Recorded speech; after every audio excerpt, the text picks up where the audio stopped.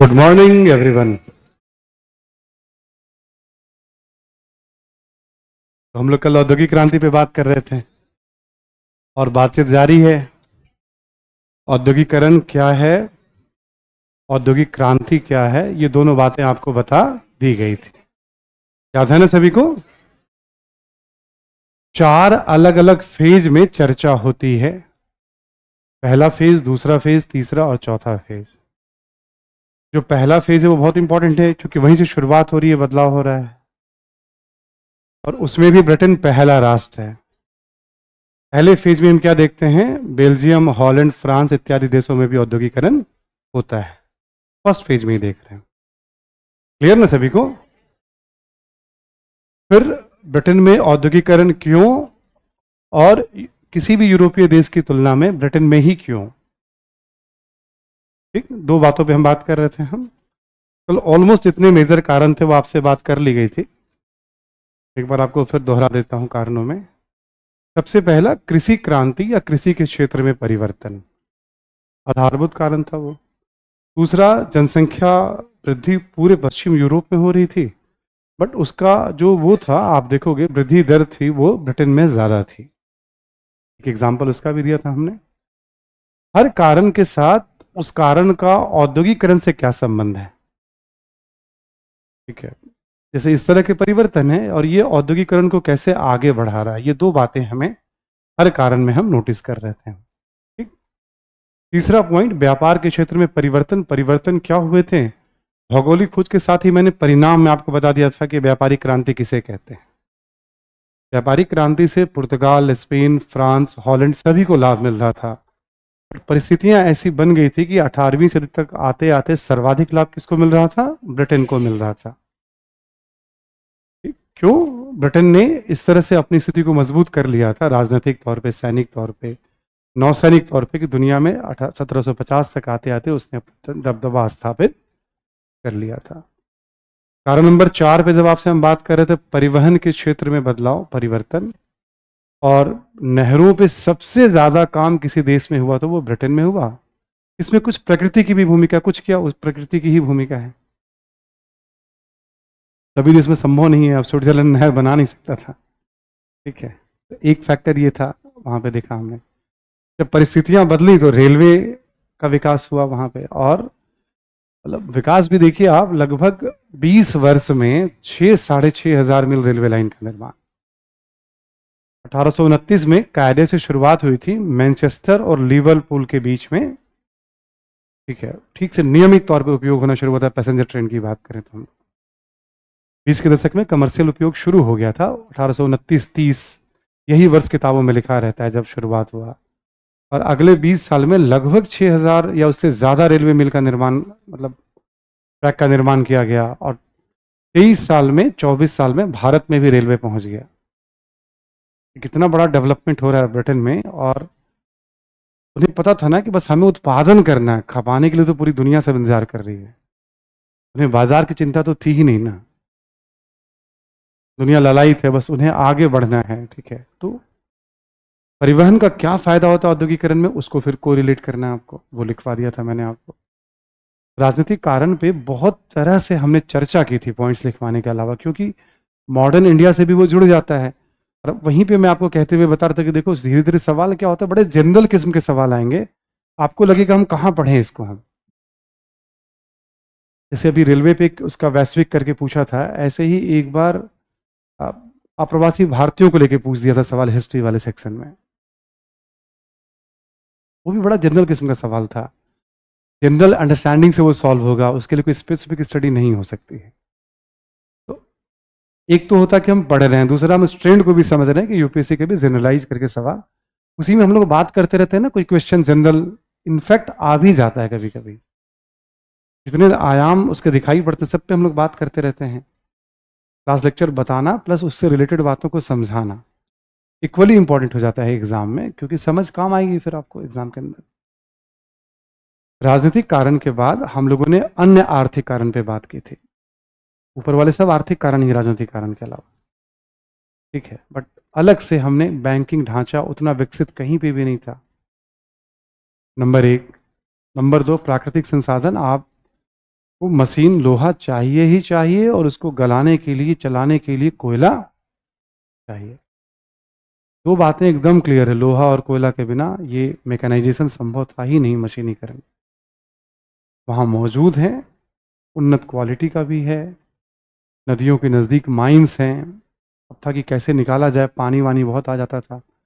जितना बेहतर machine upgraded तैयार करेंगे उतनी आसानी से वो तो उसी में लग जाएंगे, वो लगातार क्वालिटी इंप्रूव करते जाएंगे वो इंजन वगैरह की, है ना, और फिर आगे चल करके बेहतर तरीके से वो चीज़ों को निकाल पाएंगे अपने उससे, खदान से, माइन से, है ना। अब दो सपोर्ट के और कारण हैं, मतलब जो हमें बात करने थे। आर्थिक कारण तो मोटे तौर पे हमने बात कर ही ली, एक राजनीतिक कारण की भी बात हमने कर ली थी आपसे, सब मिला देता हूँ।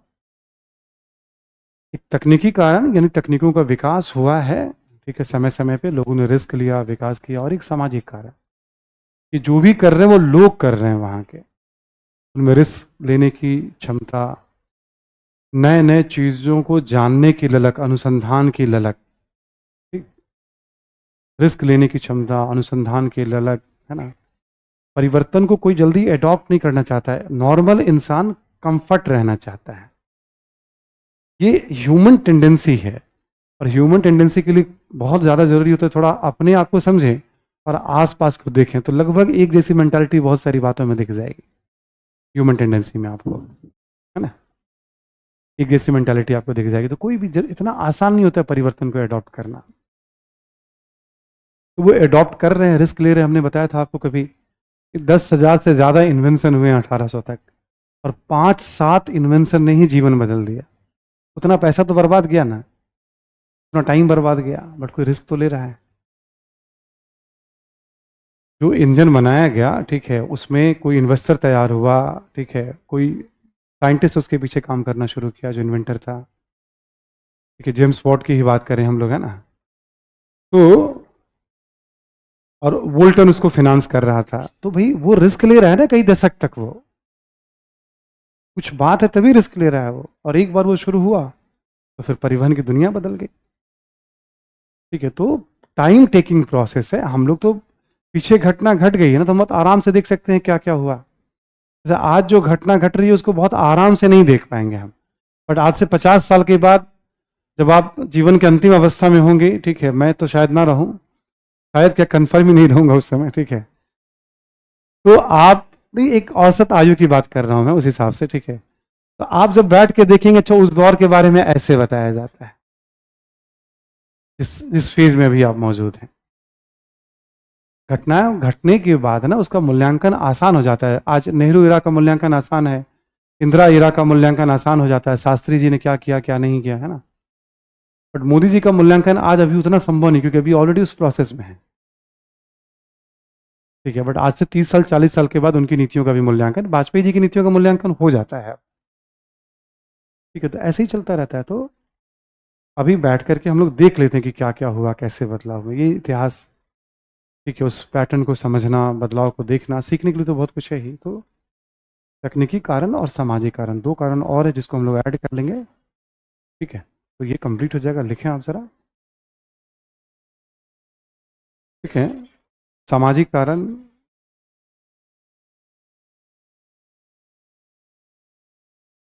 सामाजिक कारण,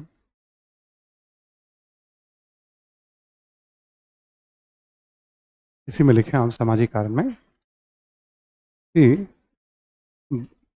ब्रिटिश औद्योगिकरण, ब्रिटिश औद्योगिकरण तथा सर्वप्रथम, ब्रिटिश औद्योगिकरण तथा सर्वप्रथम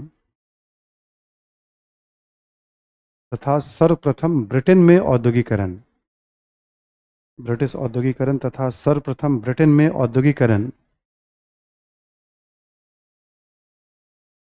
ब्रिटेन में औद्योगिकरण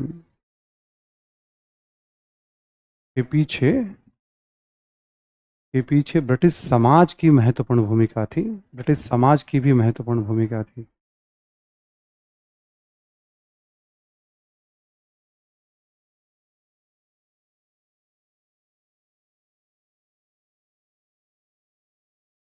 लेकिन जैसे धर्म को राजनीति से अलग करने, धर्म को राजनीति से अलग करने, धर्म को राजनीति से अलग करने, कौमा वैज्ञानिक शिक्षा को प्रोत्साहित करने,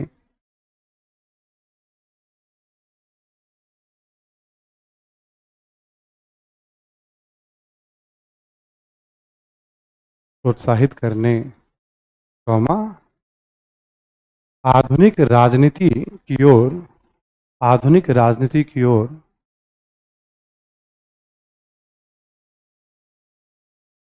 राजनीति की ओर अपेक्षाकृत शांतिपूर्ण तरीके से संक्रमण, आधुनिक राजनीति की ओर अपेक्षाकृत शांतिपूर्ण तरीके से संक्रमण,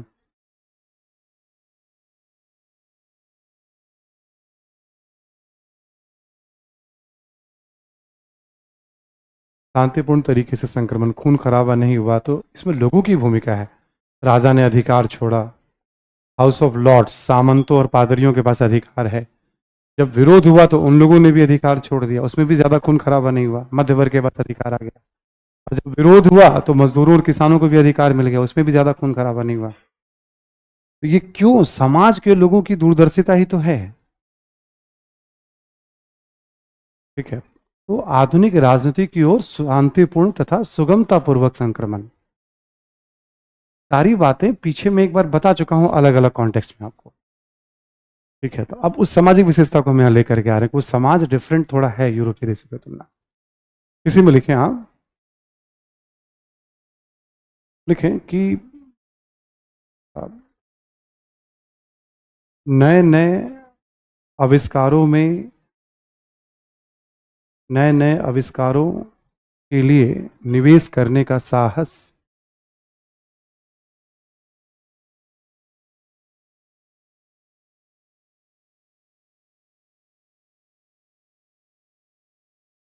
करने का साहस।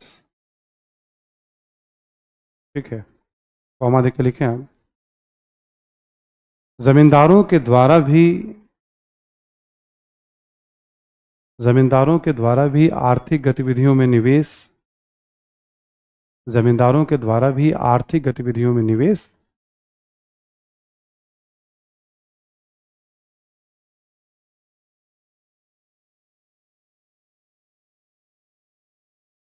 मतलब आमतौर पे ये माना जाता है कि जो जमींदार होते हैं विलासिता में, दिखावे में, ठीक है, उनका ज़्यादा वो होता है ना।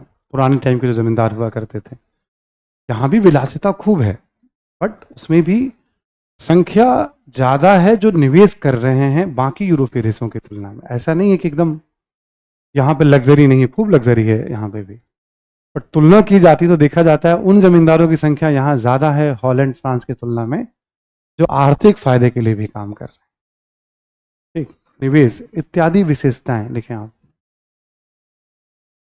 इत्यादि विशेषताएं ब्रिटिश समाज को, इत्यादि विशेषताएं ब्रिटिश समाज को, ब्रिटिश समाज को यूरोपीय समाज से अलग करती हैं।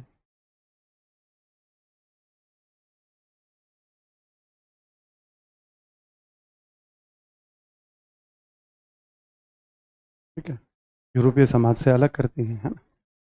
तो ये लोग रिस्क ले रहे हैं और उसका फल इन्हें दिखा। तो सामाजिक कारण भी एक महत्वपूर्ण कारण है। एक लिख लें आप, तकनीकी कारण,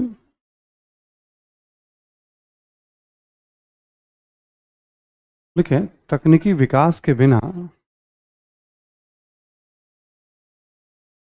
तकनीकी विकास के बिना औद्योगिकरण की बात नहीं की जा सकती।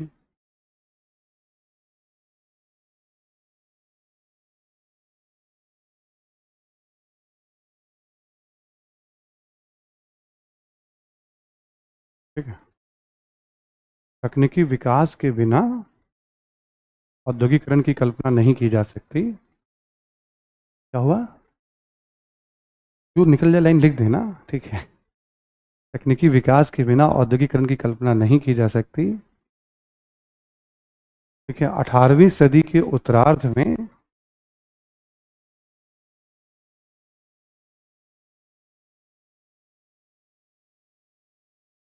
उत्तरार्ध में अन्य यूरोपीय देशों की तुलना में अन्य यूरोपीय देशों की तुलना में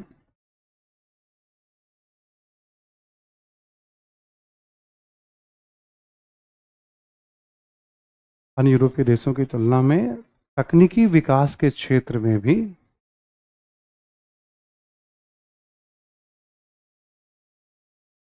तकनीकी विकास के क्षेत्र में भी ब्रिटेन में सर्वाधिक निवेश किए गए।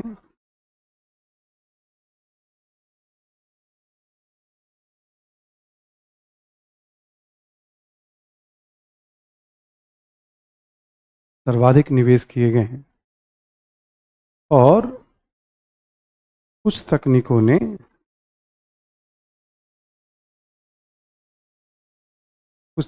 ने औद्योगिकरण की प्रक्रिया को बड़े पैमाने पर प्रभावित किया।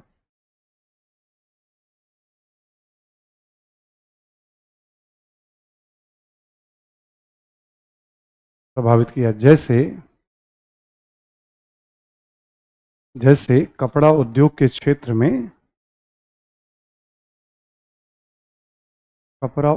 क्षेत्र में power loom, spinning jenny,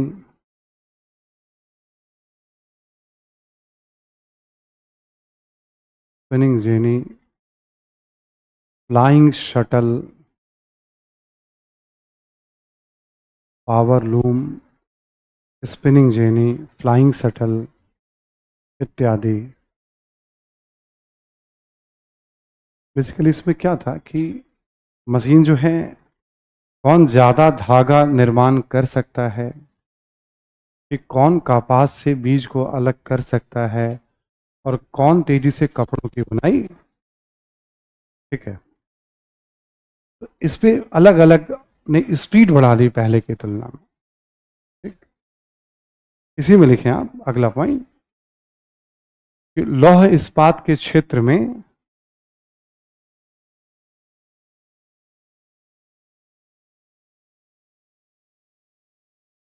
Britain के डर्बी परिवार ने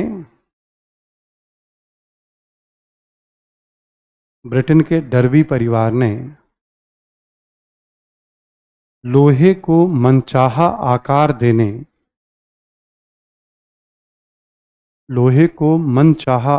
देने की तकनीक का विकास किया। लोहे को मनचाहा आकार देने की तकनीक का विकास किया।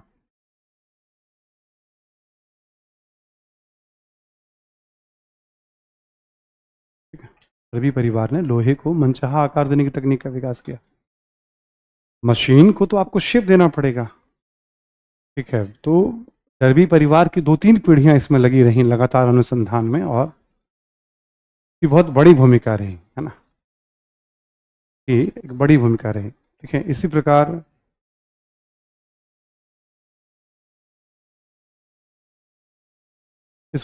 प्रकार इंजन जेम्स वाट जो थे, इंजन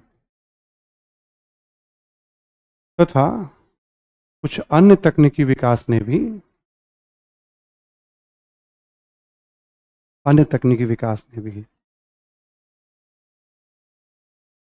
औद्योगिकरण को रफ्तार दी। अन्य तकनीकी विकास ने भी औद्योगिकरण को रफ्तार दी। आपको क्या करना है, एनसीईआरटी वाली किताब में औद्योगिकरण का जिक्र है। ठीक, 11th-12th वाली में भी है, 9th-10th वाली में भी किसी एक चैप्टर में है ना। 2 जगह दिया हुआ है, कोई एक ही जगह पढ़िएगा, दोनों जगह मत पढ़िएगा, कहीं से भी पढ़ लीजिएगा। तकनीकों के बारे में थोड़ा पढ़ लीजिएगा, उसमें भी पूरा पढ़ना जरूरी नहीं है। इन तकनीकों के बारे में थोड़ा कभी भी एक आधा बार अध्ययन एग्जाम में जाने से पहले कर लेना है। ठीक, बाकी आप ऐसे पढ़ के क्लास नोट्स पे ही तकनीक के बारे में क्या था ये थोड़ी सी कुछ तरह की समझ रखिएगा कि फ्लाइंग शटल आने से क्या हुआ। याद नहीं रखना, एक बार पढ़ के एक समझ बन जाती है, धागों का निर्माण ज्यादा होने लगा। ठीक है, तो इस तरह की बातें हैं, है ना। ये छोटी छोटी बातें हैं, बस एक रीडिंग से आपको एक समझ बन जाएगी आपकी, ठीक है, बस उससे ज़्यादा नहीं है। तो सबसे ज़्यादा निवेश तकनीक में ब्रिटेन में, समाज ब्रिटेन का अलग है, कृषि क्रांति ब्रिटेन में पहले है, सर्वाधिक उपनिवेश उसके पास है, जनसंख्या में सबसे ज़्यादा वृद्धि उसके, हर मामले में देखोगे तो ब्रिटेन में ही सबसे पहले क्यों, उसका आंसर भी इसी में आ गया। और ब्रिटेन में औद्योगिक क्रांति क्यों हुई, उसका उत्तर तो है ही, प्लस ब्रिटेन में ही सबसे पहले क्यों, दोनों बातें साथ साथ हमने कवर कर ली।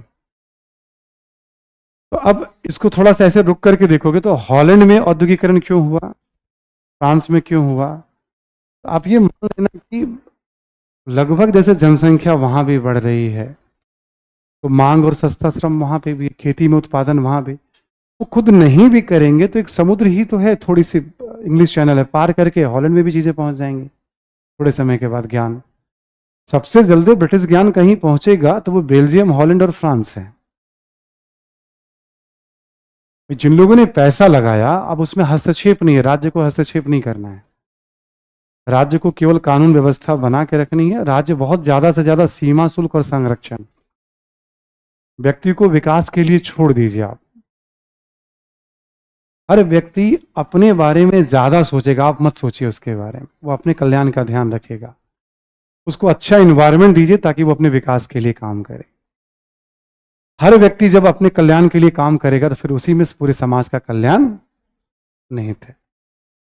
जो क्लासिकल इकोनॉमिक्स हैं, शास्त्रीय अर्थशास्त्री हैं, जैसे एडम स्मिथ तो उसके पुरोधा हैं ही, भी है उसमें, रिकार्डो भी हैं उसमें, है ना, ये सब लोग शुरुआती दौर में जो अपनी बात रख रहे हैं उस दौर में यही सब वो बात कह रहे हैं।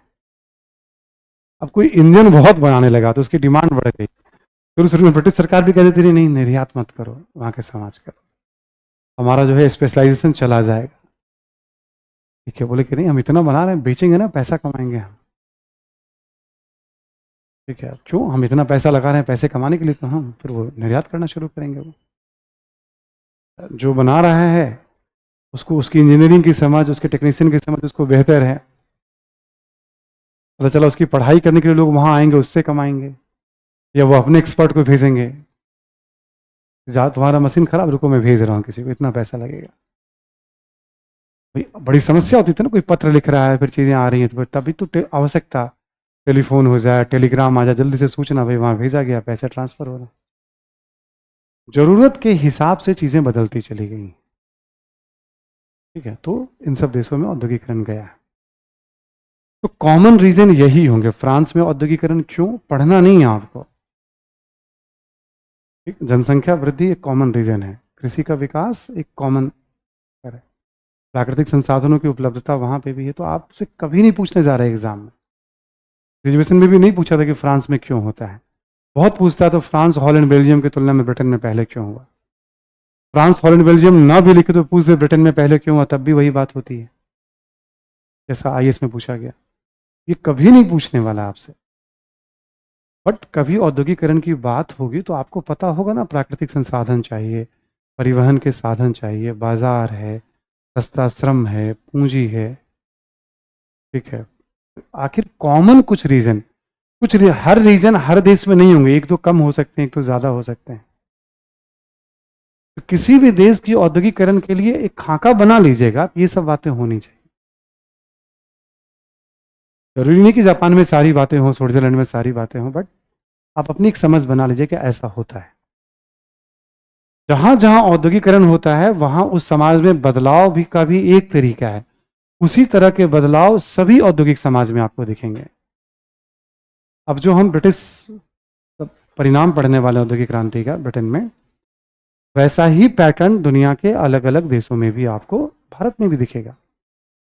औद्योगिकरण क्यों, तब भी ये रीजन आपको ढूंढने पड़ेंगे, उसका क्या प्रभाव पड़ा भारतीय समाज पर, अभी जो हम पढ़ेंगे लगभग वैसी चीजें आपको यहाँ पे भी दिखाई, सारी बातें नहीं मिल सकती हैं बट कॉन्सेप्ट एक जैसा होता है,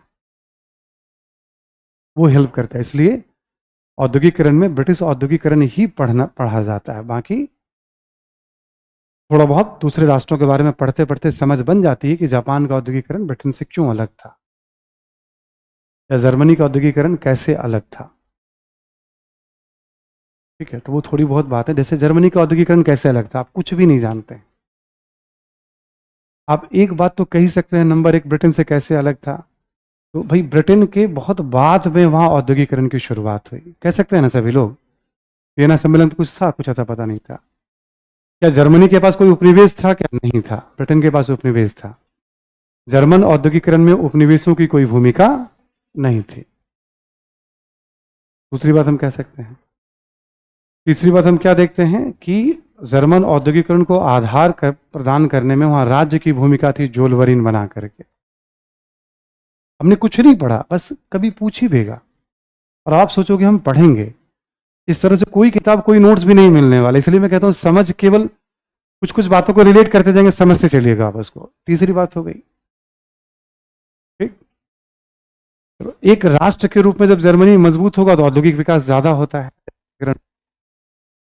नॉर्मल बात है, अंतर वाली बात नहीं। चलो इसको छोड़ दो अभी।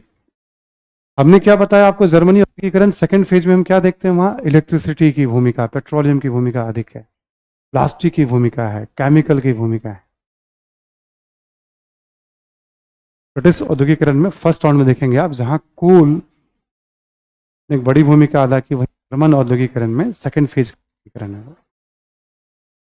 ठीक। तो अभी क्या होता है कि हमसे समझ की अपेक्षा है कि क्या हमने चलते फिरते क्या रीडिंग की। इसकी पढ़ाई फिर किसी किताब नोट्स में नहीं होगी। समझ में आ रही बात?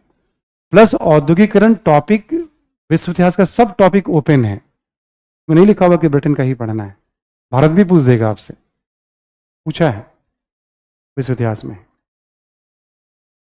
कि ब्रिटेन में सबसे पहले औद्योगिकरण क्यों हुआ और अंग्रेजों, ब्रिटेन के जीवन स्तर पर उसका क्या प्रभाव दिखा, तथा उपनिवेशों पर यह भारत पूछ लिया उसमें। मतलब तो भारत का भी औद्योगिकरण आपसे पूछ सकता है उस बात करते करते, वो उपनिवेशों का औद्योगिकरण पूछ सकता है। तो विश्व इतिहास ओपन है, खुला हुआ टॉपिक है। इसलिए पैटर्न समझना है, तैयार रहना है। तो एक जैसे तरीका बता दिया आपको हमने। अभी जर्मनी और पढ़ेंगे तो दो तीन अंतर भी आपको और दिख जाएगा, कुछ कुछ बातें आएंगी तो ऐसे करके पॉइंट्स हमारे फ्रेम हो जाते हैं। इसके लिए हमें पढ़ने की जरूरत नहीं पड़ती है। पूंजीवादी है तो क्लियर है। ब्रिटिश औद्योगिकरण में पहले चरण में राज्य की भूमिका है, दूसरे चरण में राज्य की भूमिका बहुत कम हो जाएगी। ठीक है।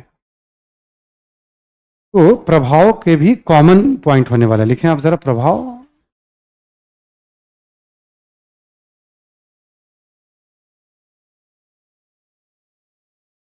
ब्रिटेन पे इसका क्या प्रभाव रहा है ना। तो सबसे पहले शुरू करेंगे हम लोग आर्थिक प्रभाव से।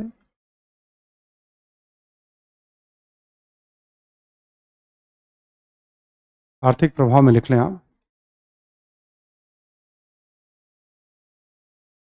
देखिए, औद्योगिक क्रांति के कारण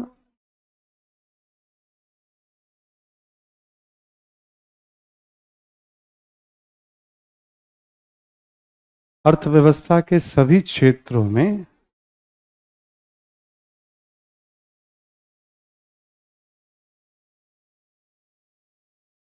मशीनों का उपयोग अधिक किया जाने लगा।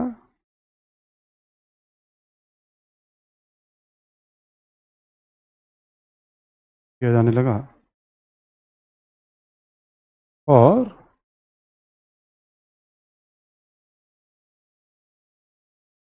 और इससे उत्पादन में भी वृद्धि हुई।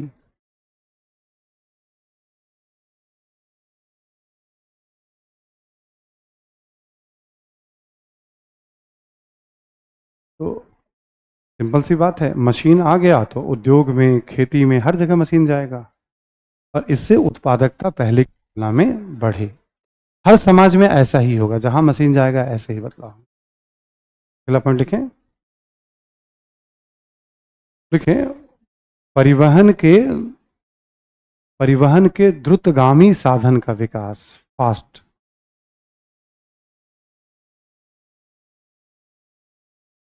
परिवहन के द्रुतगामी साधन का विकास। ठीक, फास्ट मीडियम आ गया, जैसे रेलवे है ना, स्टीमर। देख लिया आप, जैसे रेलवे, स्टीमर, मशीन से जो पानी के जहाज चलाए जाते हैं।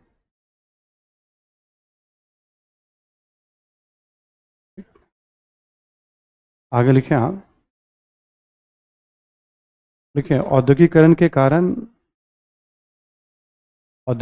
कारण एक तरफ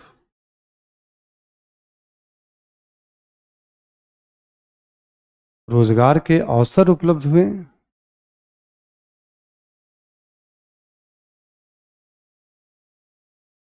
रोजगार के अवसर उपलब्ध हुए, तो दूसरी तरफ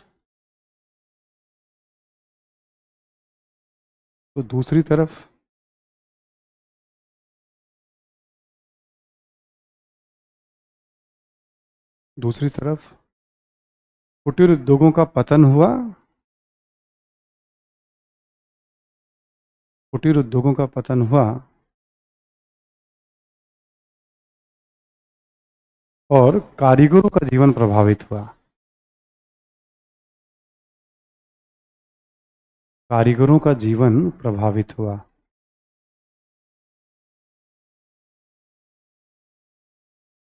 ठीक है, कारीगरों का जीवन प्रभावित हुआ। अब देखो, जो खुद से काम कर रहा है ना, जैसे मान लो एक व्यक्ति पूरा परिवार के साथ काम कर रहा है, कपड़ों पे काम,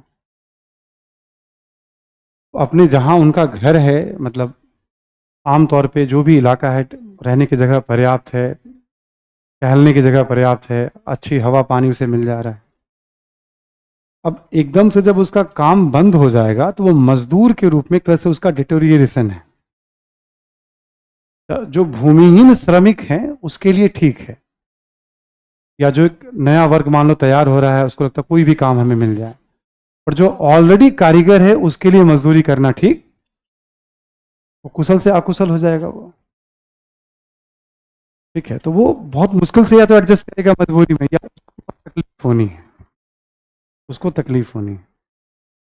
तो रोजगार के अवसर उनके लिए खुल जाते हैं जो अनस्किल्ड होते हैं, पहले फेज में देखेंगे आप, उनको नुकसान होगा। लेकिन ऐसा भी नहीं होता कि औद्योगिकरण शुरू हुआ और सभी कारीगरों का पतन हो जाता है। क्यों? क्योंकि जहां प्रतिस्पर्धा होगी ना वहां पतन होता है। जैसे कपड़ा उद्योग पे जो भी काम कर रहे थे उनको नुकसान होगा, क्योंकि कपड़ा उद्योग पे वैसे भी बहुत कम काम होता था ब्रिटेन में, तो मैक्सिमम चीजों का आयात ऊनी कपड़ा पे। ठीक है, कोल्ड रीजन है वो, तो वहां ऊनी कपड़े पे बहुत काम होते थे, तो ऊनी कपड़े पे मशीन का खूब विरोध होगा वहां, उसमें हंगामा ज्यादा होगा। सूती कपड़े में भी हंगामा होगा लेकिन कम होगा,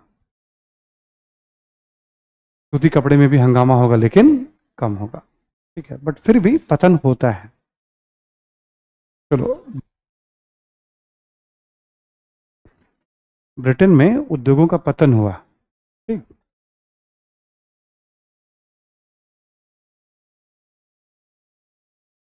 ठीक, बैग गया क्या? कुछ है क्या मामला, मतलब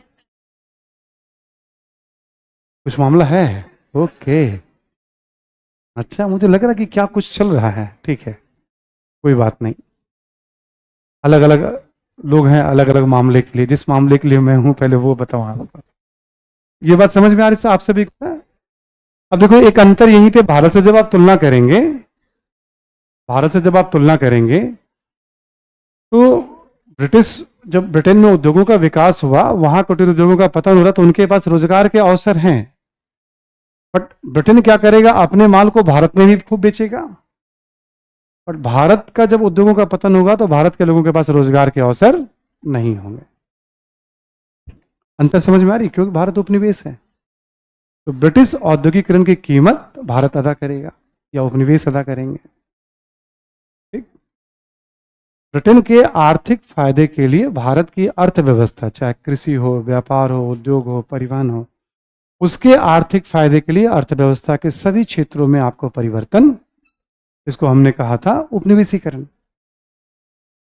कोई भी नीतियां, उपनिवेशीकरण यानी अर्थव्यवस्था के सभी क्षेत्र का एक बड़ा फायदा अंग्रेजों को मिलेगा, क्योंकि उस फायदे के क्रम में भारतीय लोग भी जुड़े हुए हैं, हमें भी कुछ उसका हिस्सा मिलेगा, जो सहयोगी वर्ग होते थे, है ना।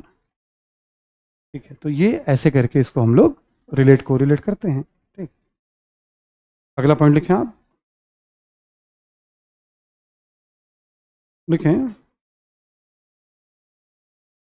कि औद्योगिकरण के कारण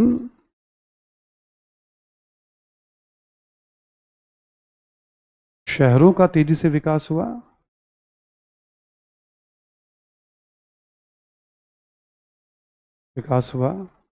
तथा आर्थिक गतिविधियों के केंद्र के रूप में शहरों का महत्व बढ़ा। आर्थिक गतिविधियों के केंद्र के रूप में शहरों का महत्व बढ़ा।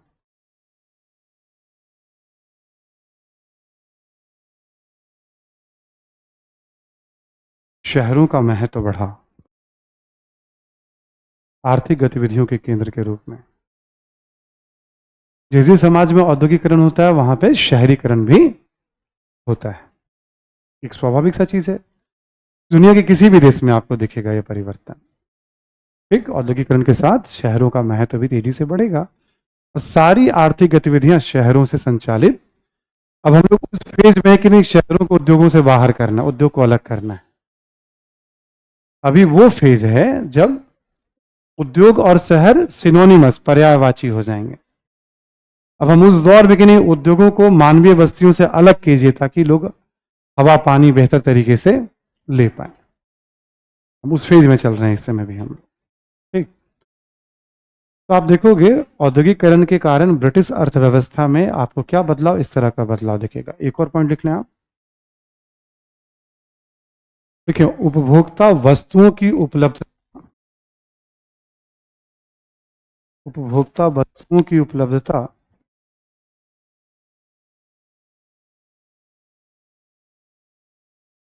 उपलब्धता में भी वृद्धि हुई।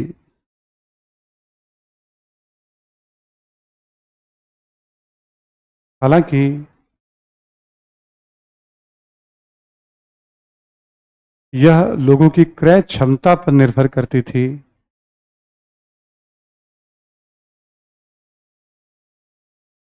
यह लोगों की क्रय क्षमता पर निर्भर करती थी कि वह किसी वस्तु को खरीद पाते हैं या नहीं।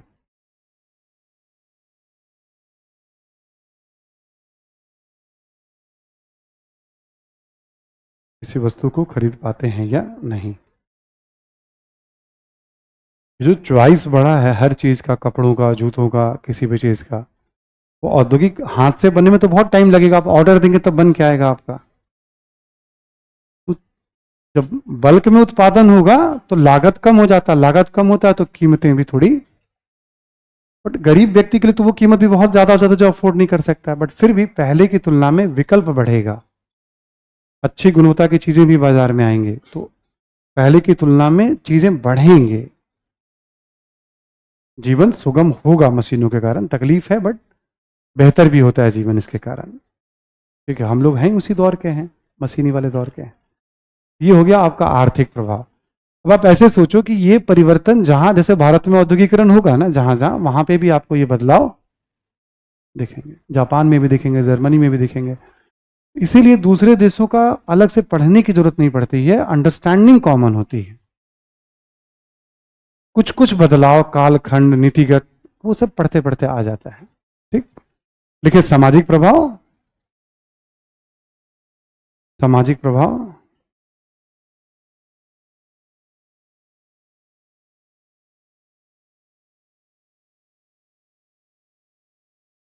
सामाजिक प्रभाव। समाज में क्या बदलाव आता है, तो एक सबसे बड़ा बदलाव आता है, एक उद्योगपति वर्ग, जैसे जैसे औद्योगिकरण होगा उनकी संख्या बढ़ेगी, उनके पास खूब पैसा है, वो नीतियों को प्रभावित करने की स्थिति में आएंगे। कारखाने में बड़ी संख्या में, हजारों की संख्या में, सैकड़ों की संख्या में अब लोग काम करना शुरू करेंगे। तो शहर में उद्योगपति और श्रमिक दो नया वर्ग आएगा। और आगे आप देखोगे समाज में इसका अच्छा खासा दबदबा और प्रभाव, अलग अलग तरीके से उद्योगपतियों का और श्रमिकों का शोषण होगा, दयनीय दशा तो दिखेंगे दिखेंगे आपको। किस किस तरह से उनका जीवन प्रभावित होगा, 4 6 8 एग्जाम्पल अभी हम ले लेंगे हम। एक तो सामाजिक प्रभाव में ये होता है, आपने देखा होगा जैसे भारत में श्रमिक आंदोलन हमने पढ़ा मॉडर्न इंडिया में, या मार्क्सवाद का उदय क्यों हुआ। सबसे पहला पॉइंट क्या बताया, औद्योगिकरण और औद्योगिक श्रमिक, आधुनिक परिवहन के साधन और श्रमिकों का शोषण। पहले तो हमने उसी वर्ग को उठाया, शोषण कैसे होता है मॉडर्न इंडिया में। सेम पैटर्न दुनिया में हर जगह आपको दिखेगा।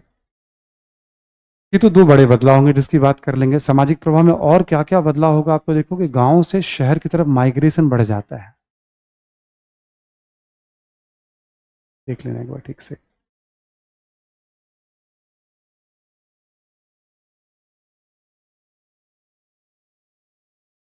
नहीं नहीं, पानी रुक जाना अभी, पहले एक बार, हाँ। कोई बात नहीं बेटा। हाँ,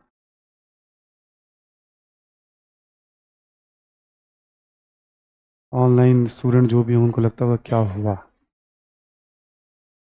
अच्छा, अपनी दुनिया है ऑनलाइन की, ठीक। उसमें अलग चल रहा होता है, मतलब चैट। तुम्हें नंबर नहीं दिया, तुमने ये बताया नहीं, तुम इतने दिनों से कहाँ थे, इतना लेट क्यों ज्वाइन किए हो, ठीक है। मैंने यहां तक लिखा, आगे तुम्हें सुन ही नहीं पाया, सर ने क्या बोला है, जरा लिखाओ मुझे। एक वर्चुअल दुनिया अलग दुनिया है, ठीक है।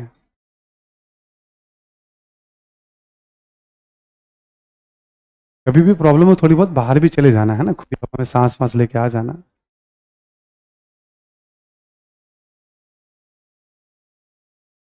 वैसे जैसे जैसे सर्दियां भी बढ़ेंगी ना, क्लास में बैठना आपको अच्छा लगेगा, धीरे धीरे, ठीक है। ऐसा बहुत कम होता है, 2-3 महीने रहता है दिल्ली में मौसम, ठीक है। रिलैक्स ना, हाँ। तो दो पॉइंट ऐसे बताया था हमने, कहा गांव से शहरों की तरफ आबादी बड़ी संख्या में रोजगार की तलाश में, या अलग अलग देशों से, तो आपको माइग्रेशन आपको दिखेगा। एक पॉइंट ये भी हो जाता है इसमें, है ना। जब जनसंख्या बढ़ेगी तो सबके हाथ में रोजगार नहीं होगा, तो अपराध भी बढ़ेंगे, और अपराध भी बढ़े हैं, और औद्योगिक, आप शुरू में देखोगे बहुत बेतरतीब तरीके से आवासीय संरचना आपको दिखेगी, अनियोजित। पर धीरे धीरे नियोजन की तरफ भी जाएंगे लोग, शहरों में प्लानिंग भी करेंगे, ठीक है। मकान कैसे हो, सड़कें हो, पार्क हो, ये सब कॉन्सेप्ट भी धीरे धीरे लंबे समय में उभरेगा, बट उभरना शुरू हो जाता है। तो शहरों में क्या होता है कि औद्योगिकरण के कारण, मतलब मुनाफा या पैसे को लोग ज़्यादा ध्यान देना शुरू करते हैं इसके बाद, ठीक है। तो फिर जो रक्त संबंध होंगे थोड़ा सा वो कमजोर पड़ेगा, परिवार प्रथाएं भी थोड़ी कमजोर टूटने लगती हैं, संयुक्त परिवार औद्योगिक समाज में बिखरने लगता है। एकाएक कुछ नहीं होता, बहुत टाइम लगता है बिखरने में, बट धीरे धीरे वो एकल परिवार की तरफ आ जाएगा, ठीक है। यानी पति पत्नी हैं, बच्चे हैं, यहाँ तक आ जाता है, ऐसे करके चेंजेस दिखाई पड़ते हैं। ज़्यादा औद्योगिक समाज हो जाएगा तो बच्चों की संख्या भी कम हो जाती है, ठीक है। और औद्योगिक समाज होगा, ठीक है, तो छोड़ो बच्चों को क्या करना है, जैसे अभी यूरोप वगैरह में हो रहा है। अच्छा, उससे ज़्यादा एडवांस समाज होगा तो शादी क्यों करें, ठीक है। और उससे ज़्यादा एडवांस होगा तो फिर गैजेट ही सब कुछ हो जाता है, व्यक्ति का महत्व जीवन में कम होने लगता है। किसी व्यक्ति से, घर परिवार से कभी हम आते जाते हैं तो उतनी तकलीफ नहीं होगी जितना लैपटॉप मोबाइल वगैरह छूट जाने से तकलीफ होती है कहीं पे, ठीक है। तो बैठ के जब आप देखेंगे, आप, है ना, तो लगेगा आप इस तरह से, मतलब चीज़ें बदलनी, सब औद्योगिक जैसे जैसे तकनीक अपग्रेड होता गया है, वैसे वैसे मानव के जीवन में चेंजेस आप देखेंगे। हर परिवर्तन अच्छा बुरा दोनों पहलू है। हर तकनीक जीवन को सुगम बनाता है, ठीक है, इसलिए तकनीक का विरोध तो क्या। जितना बेहतर जीवन है तो इन सब अनुसंधानों के कारण है, चिकित्सा से लेकर हर क्षेत्र में। बस वो व्यक्ति के ऊपर है, जरूरी है तकनीक के साथ साथ शिक्षा भी हो उसका, ठीक है। उपयोग और दुरुपयोग की बात होती है, ठीक, हर चीज के, है ना। ये सब बातें जुड़ जाती हैं औद्योगिक समाज के साथ, देखा तो इस सब बातों को जरा लिखते चले जाइए, अब 8-10 पॉइंट होंगे इसमें। पहला लिखें आप, ब्रिटिश समाज में दो नए वर्गों का उदय हुआ, उद्योगपति एवं श्रमिक। ब्रिटिश समाज में दो नए वर्गों का उदय हुआ, उद्योगपति एवं श्रमिक।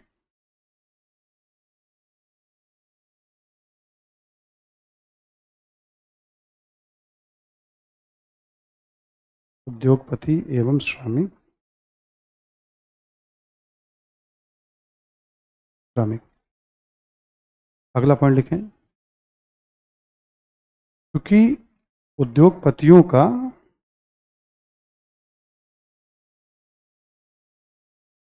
क्योंकि उद्योगपतियों का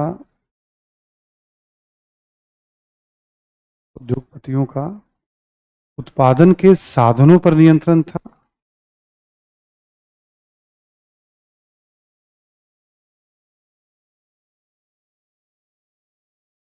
नियंत्रण था, कौमा, मुनाफा अधिक था। मुनाफा अधिक था, अतः उनका जीवन स्तर भी बेहतर था।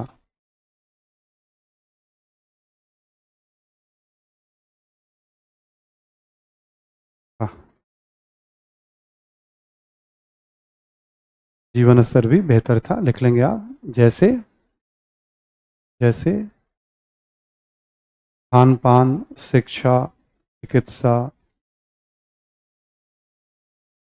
खान पान, चिकित्सा, शिक्षा, पहनावा, मनोरंजन,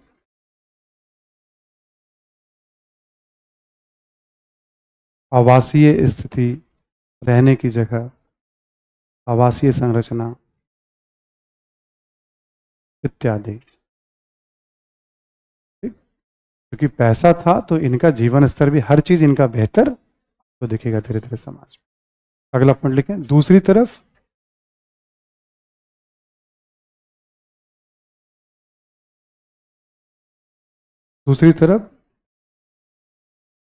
श्रमिकों की स्थिति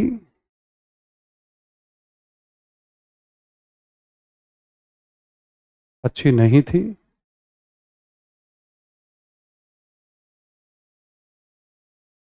लिखें, काम के घंटे निश्चित नहीं थे।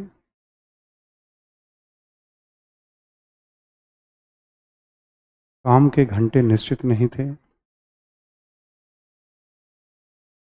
बार्गेन होता है बेसिकली कि आप कितना पैसा दोगे, जरूरत के हिसाब से तय होता है, बाजार के हिसाब से। मान लो कारखाने के मालिक के पास ऑप्शन है, क्योंकि कम पैसे में काम करेगा, वो कम पे काम करा लेगा, मुनाफा देखेगा। उसके पास ऑप्शन नहीं तो मजदूर अपनी श्रमिक बढ़ा लेंगे। उस समय काम करने वालों की संख्या ज्यादा थी, मालिकों के पास ऑप्शन बहुत था, तो काम करने के घंटे निश्चित नहीं थे, है ना। कॉमा देकर लिखें आप। मजदूरी न्यूनतम थी।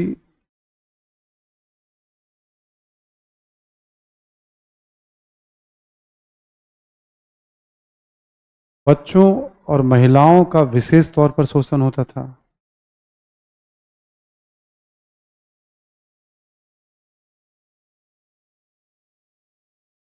महिलाओं का विशेष तौर पर शोषण होता था। इसी में लिखते जाएंगे। रोजगार को लेकर असुरक्षा, रोजगार को लेकर असुरक्षा की स्थिति बनी रहती थी।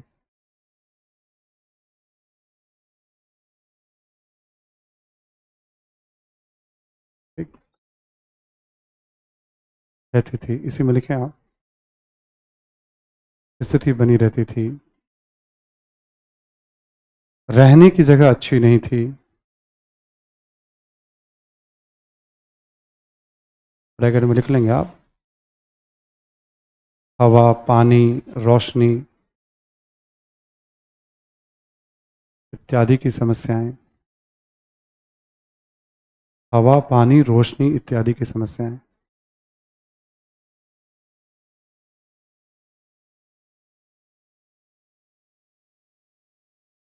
ठीक है, मतलब मकान ऐसा होगा जिसमें वेंटिलेशन नहीं होगा, प्रकाश की सुविधा नहीं है, बेहतर पानी नहीं है, तो रहने की जगह अच्छी नहीं थी, है ना। इसमें लिखें आप। सीलन भरे, प्रायः सीलन भरे कारखानों में कार्य करते थे। सीलन, कार्य करते थे। आज माइक लगता है साथ छोड़ेगा। सीलन भरे कारखानों में कार्य करते थे। नॉर्मली जो वातावरण था वो अच्छा नहीं था काम करने का, प्रदूषण का स्तर बहुत ज्यादा था। मतलब आप देखोगे उसमें कोयले की ना परत लगी रहती थी जहां ये रहते थे या जहां काम करते थे। मालिक को वहां थोड़ी जाना, मालिक तो कभी कभी जाएगा वहां। ठीक है, और प्रायः ये बीमारियों से ही ग्रसित, औसत आयु भी इनकी बहुत कम थी। औसत आयु भी इनकी बहुत कम थी। इनका कोई अपना संगठन नहीं था, ठीक है। जब शहरों में काम की तलाश में तो पारिवारिक जीवन जैसी कोई चीज नहीं थी कि भाई एक ही कमरे में पता चला कई परिवार रह रहे हैं, क्योंकि अफोर्ड नहीं कर सकते हैं वो, ठीक है। तो ऐसे करके आप छोटी छोटी बातों को देखोगे तो इनका सामाजिक जीवन एकदम से, शिक्षा चिकित्सा सब तो भूल ही जाइए आप, खान पान पहनावा, ये सब सब पैसे वालों के लिए था। इस तरह की दयनीय दशा में, और कपड़ों के काम में ज्यादातर महिलाओं और बच्चों को प्रेफर करते थे। 14 घंटे, 16 घंटे, 12 घंटे, 12-14 घंटे काम कराना उस समय नॉर्मल बात होती थी, जब पहला फेज औद्योगिकरण का चल रहा था। तो सभी किताबों में, उपन्यास वगैरह में, चार्ल्स डिकेंस के उपन्यास में, एक उपन्यास ही इसी पे बेस है जिसमें सारी बातें बताई गई, बहुत चर्चित उपन्यास रहा है वो, चार्ल्स डिकेंस, ब्रिटिश औद्योगिकरण पे है वो, है ना। नाम मैं जस्ट मैं भूल रहा हूँ, कई किताबों में इसका जिक्र मिलता है। उसमें इन सब, कैसे प्रेमचंद की रचनाएं बहुत मायने रखती हैं, वैसे चार्ल्स डिकेंस की रचनाएं औद्योगिक समाज के लिए मायने रखती हैं, जब उन्होंने बताया था इसके बारे में। तो श्रमिकों की दशा अच्छी नहीं थी। तो इस दो तरह के सामाजिक, आप शहरों में एक संपन्न ब्रिटेन दिखेगा आपको, पैसे वाला, और एक विपन्न या गरीब, दो तरह के विभाजन। पहले शहरों में ऐसा दिखाई नहीं पड़ता था क्योंकि आबादी बहुत कम थी, न इस तरह के परिवर्तन थे। अगला पॉइंट लिखें आप, श्रमिकों के बाद देखिए, शहरों में अपराधों की संख्या बढ़ी,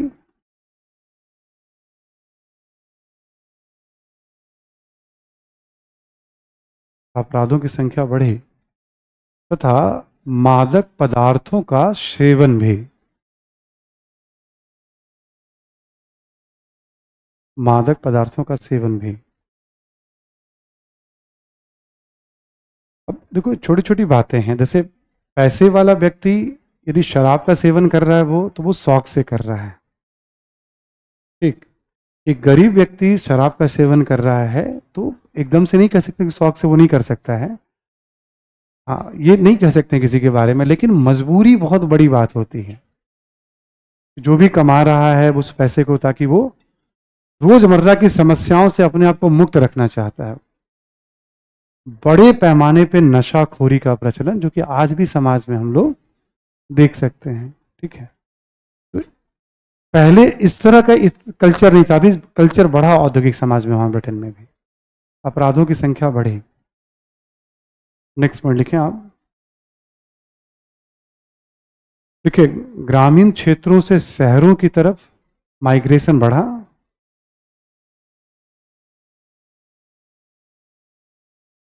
ग्रामीण क्षेत्रों से शहरों की तरफ माइग्रेशन बढ़ा।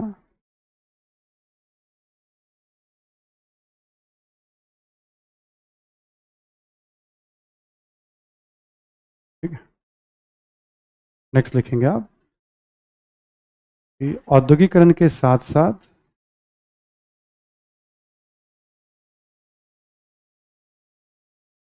संयुक्त परिवार की परंपरा कमजोर पड़ने लगी,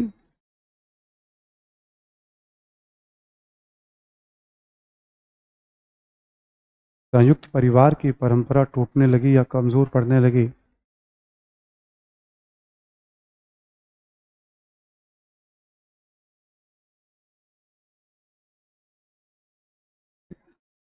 एकल परिवार की तरफ ज्यादा झुकाव हो जाएगा इसमें।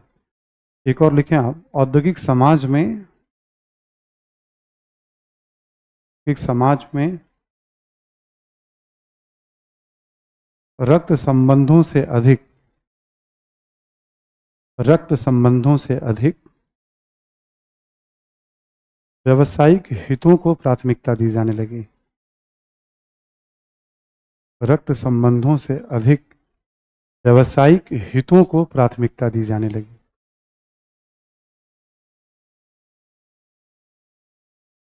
व्यावसायिक हितों को प्राथमिकता दी जाने लगी, ठीक है। क्या होता है ग्रामीण समाज में, देखेंगे आप, जैसे गांव से जुड़े हुए हैं अभी भी, तो जिसके जितने ज्यादा परिवार हैं उसका समाज में उतना ही महत्व। अब तो वोट के कारण अलग महत्व होता है, संख्या बल का बड़ा महत्व होता है गांव में।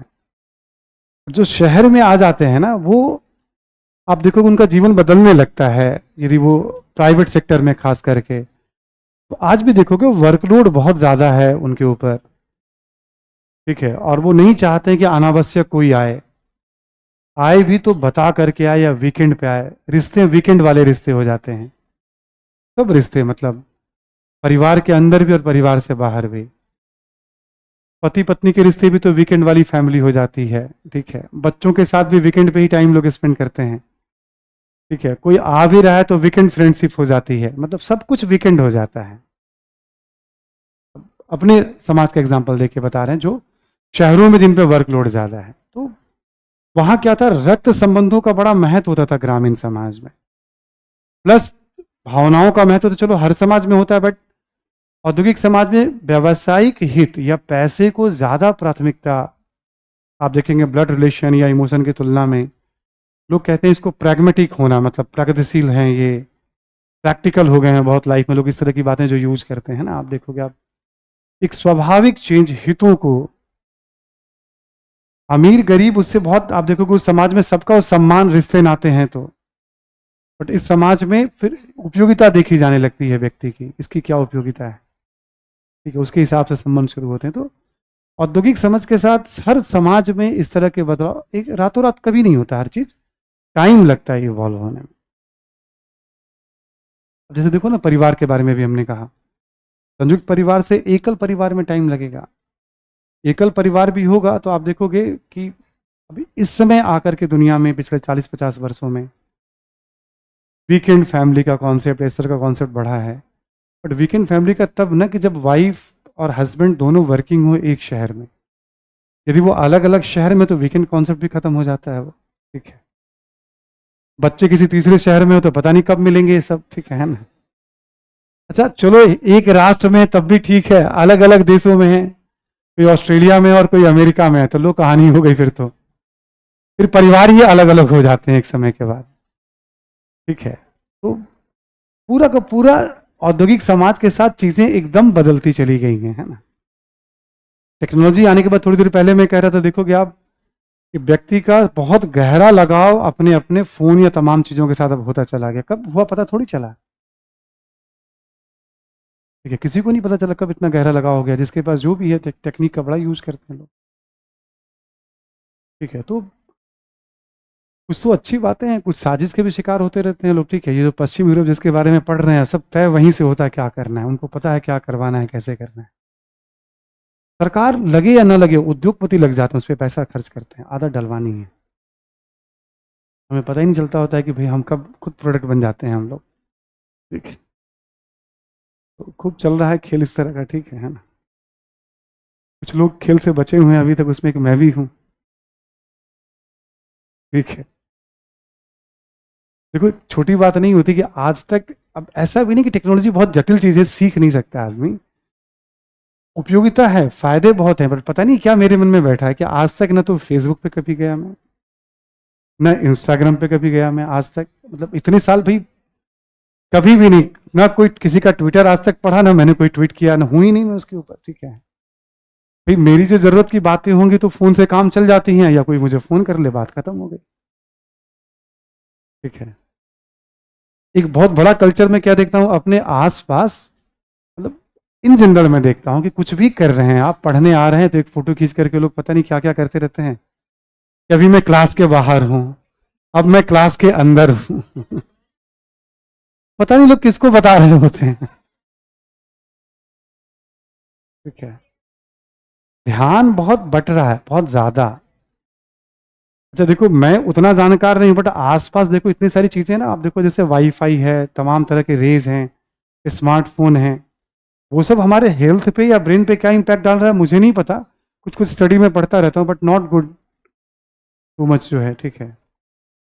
देखिएगा आप एक समय इसके अगेंस्ट में भी शुरू हो जाएगा, डिटॉक्स मूवमेंट आ जाएगा, अभी देखिएगा आप, मतलब मूवमेंट चलेगा इस पे, एजुकेशन शुरू हो जाएगा, क्योंकि जब भी कुछ इस चीज का अति होता है ना तो उसका दूसरा भी रिवर्स, हर अभी पूरे इतिहास का एग्जाम्पल है ये। देखते देखते में देखिएगा, अब शुरू हो जाएगा इसका भी मूवमेंट वगैरह भी, ठीक है। बदलाव इसमें भी आ जाएंगे, ऐसा नहीं अति हो रहा है तो फिर इसका भी बहुत सारी बीमारियां उभर के जब आएंगी तो भाई इससे दूर रहिए, डॉक्टर बोलेगा हर प्रिस्क्रिप्शन पे लिखेगा, मस्त लिख देगा वो। जैसे डॉक्टर क्या लिखता है कि आप वर्कआउट करिए, आप खाने का ध्यान रखिए, मतलब हमेशा लिखता है सब कुछ कुछ लिख देगा कि आप फोन से दूर। ये फिक्स हो जाएगा मेडिकल प्रोफेशन में, देखिएगा आप आने वाले टाइम में। तो हम लोग बात कर रहे थे इस समय कि सब चीजें ग्रेजुअली बदली हैं, ऐसा नहीं जैसे मान लो उस समय समाज आया, आज देखोगे आप, ठीक है, तो इस तरह से बदलाव हुआ है ना। तो सामाजिक प्रभाव बहुत इंपॉर्टेंट है। एनसीईआरटी में सामाजिक प्रभाव शहरों पे समझाने के लिए बहुत कुछ बताया गया है, बैठ के पॉइंट करोगे ना तो कम पॉइंट मिलेंगे आपको। 11 12 वाली किताब में भी बहुत डिटेल में बताया गया औद्योगिकरण, 25 30 पेज में समझाया गया है। सो फैक्चुअली कहीं इन्वॉल्व मत होइएगा, आप पढ़िएगा एक बार जरूर, ये महत्वपूर्ण टॉपिक है। फैक्चुअली केवल तकनीक के बारे में पढ़िएगा आप थोड़ा सा, बस। बाकी एक रीडिंग कर लीजिएगा आप। सब ऑब्जर्वेशन की बात है। अब किसी की दयनीय दशा है तो अपने समाज में भी बहुत ऐसे आप दिख जाएंगे आपको, जो औद्योगिक श्रमिक है जिनकी दयनीय दशा है, उसके लिए पढ़ने की जरूरत नहीं पड़ती है। बात हर औद्योगिक समाज में परिवर्तन आपको दिखेगा, ठीक। तो आर्थिक प्रभाव और सामाजिक प्रभाव, ये दो बड़े बदलाव हो गए आपके, ठीक है ना। अब लिखें राजनीतिक प्रभाव, इसी से जुड़ा हुआ है राजनीतिक प्रभाव।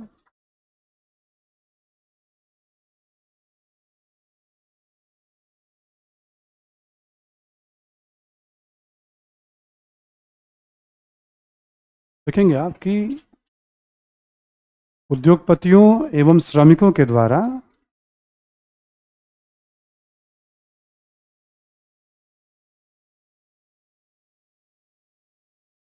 उद्योगपतियों एवं श्रमिकों के द्वारा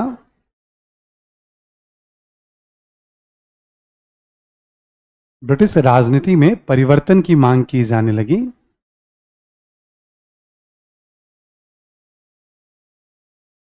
ब्रिटिश राजनीति में परिवर्तन की मांग की जाने लगी।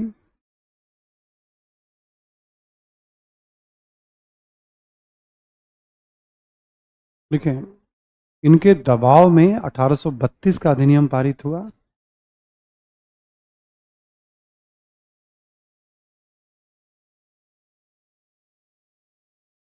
अठारह सौ बत्तीस का संसदीय अधिनियम पारित हुआ। याद होगा, मैं पहले भी बता चुका हूं आपको इसके बारे में। 1832 का संसदीय अधिनियम 30 की क्रांति के परिणाम में लिखाया था मैंने आपको, ठीक है। सेम फिर बात यहां यूज हो रही है। इनके दबाव में ही वो पारित हुआ था 32 का संसदीय अधिनियम, ठीक है। इस अधिनियम से इस अधिनियम से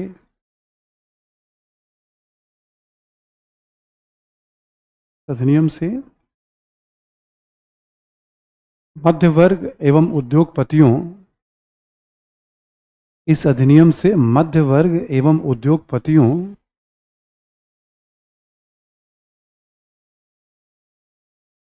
मध्य वर्ग एवं उद्योगपतियों की राजनीति में भागीदारी बढ़ी।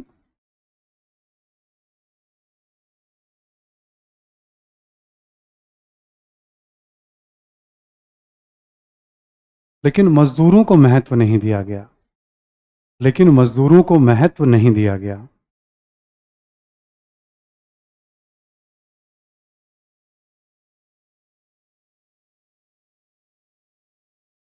मजदूरों को महत्व नहीं दिया गया। अगला पॉइंट लिखें, 1833 में बाल श्रम को रोकने के लिए कानून बनाया गया। 1833 में बाल श्रम को रोकने के लिए कानून बनाया गया ब्रिटेन में। ब्रिटेन की बात कर रहे हैं हम लोग। यही दो चार उदाहरण से ना ये लगता है कि हम ब्रिटेन की बात कर रहे हैं, बाकी तो सब कॉन्सेप्ट है, वरना इसको तो कहीं भी यूज कर लो आप लिखने के दौरान, है ना। जैसे 9 वर्ष से कम उम्र के बच्चों के लिए अपने यहाँ 1891 में बनाया गया था, 81 में बनाया गया था 7 वर्ष से कम उम्र के बच्चों के लिए, जो मैंने आपको दिया था एक हैंड आउट्स। 91 में बनाया गया था 9 वर्ष से कम उम्र के बच्चों के लिए। इसके बाद 1911 में बनाया गया था मॉडर्न इंडिया में, आपको याद होगा। फिर 1922 में बनाया गया था। फिर 1929 में शाही आयोग बना था, एनएम जोशी की उसमें पार्टिसिपेंट दिया गया था। फिर 1934 में अधिनियम बनाया गया था। उसके बाद आज़ादी के बाद जब कभी आप पढ़ेंगे तो 1948 में याद रखना है सभी को। अभी अभी टेस्ट हुआ तो आपने याद तो किया ही होगा, सब तरोताजा होगा। फिर ऐसे ही कभी आप अपनी तरफ से एक सेल्फ टेस्ट रख लीजिएगा एक आध महीने के बाद, तो एक पेपर उठा करके सेल्फ टेस्ट रख करके ऐसे टारगेट बनाते रहिएगा। टेस्ट के बहाने आप कवर कर लेते हैं, ठीक है। थोड़े थोड़े अंतराल पे अलग अलग सब्जेक्ट का टारगेट बनाइएगा और उसको खुद से टेस्ट दे के देखिए आप उसको, है ना। आप उसी सबसे बड़ी बात होती है रिवीजन ठीक से हो जाना, फिर प्रैक्टिस कर लेना। यही पकड़ बनाए रखना है अगले 14-15 महीनों तक, ठीक है। आप देखिएगा उसके बाद आपको ये एहसास होगा कि हमें नौकरी तो मिल जाएगी। 8-10 महीने 7 महीने आप एफर्ट लगा लीजिएगा, आपको लग जाएगा कि मिल जाएगी मुझे। क्यों? लोग पढ़ने बहुत लगते हैं, उनको लगता है बहुत ज़्यादा पढ़ना है। तब पढ़ना था जब आप खुद से तैयारी करते, जब चीज़ों को समझते, आप 10-5 किताबों को पढ़ते। आप जब क्लासेस में आते हैं, कोई टीचर अपनी तरफ से थोड़ी बताता है, उन्हीं किताबों को सही तरीके से आपको गाइडलाइंस डायरेक्शन दे देता है। तो आपको ऑलरेडी एक पूरा हमारा अनुभव आप तक ट्रांसफ़र हो जाता है यदि आप उसको पकड़ लें तो। फिर आपको उसको एडॉप्ट करना होता है और उसको डेवलप करना होता है अपने तरीके से। अब सबकी अपनी मौलिकता होती है, हूबहू कुछ नहीं होता है। आप सब समझने का तरीका अलग होता है।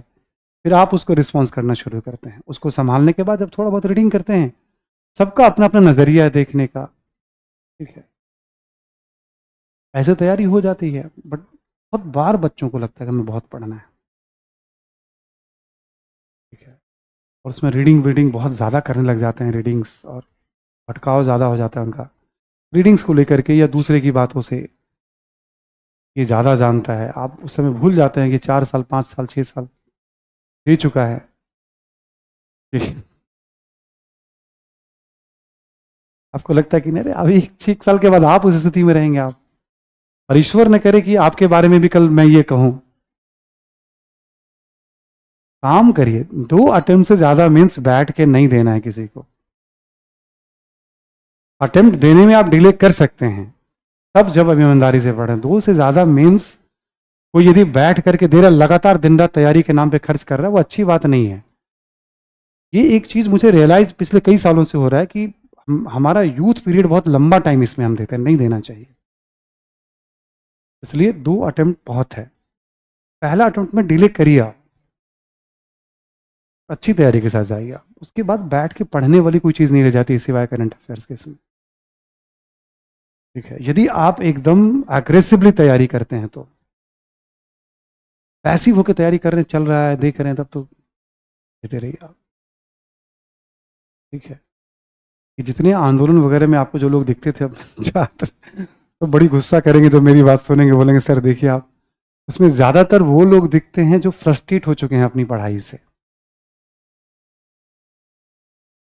सबको अपना जीवन देखो, आपका चॉइस है कि मुझे एग्जाम देना, आपका चॉइस है कि मुझे यहाँ पढ़ना है।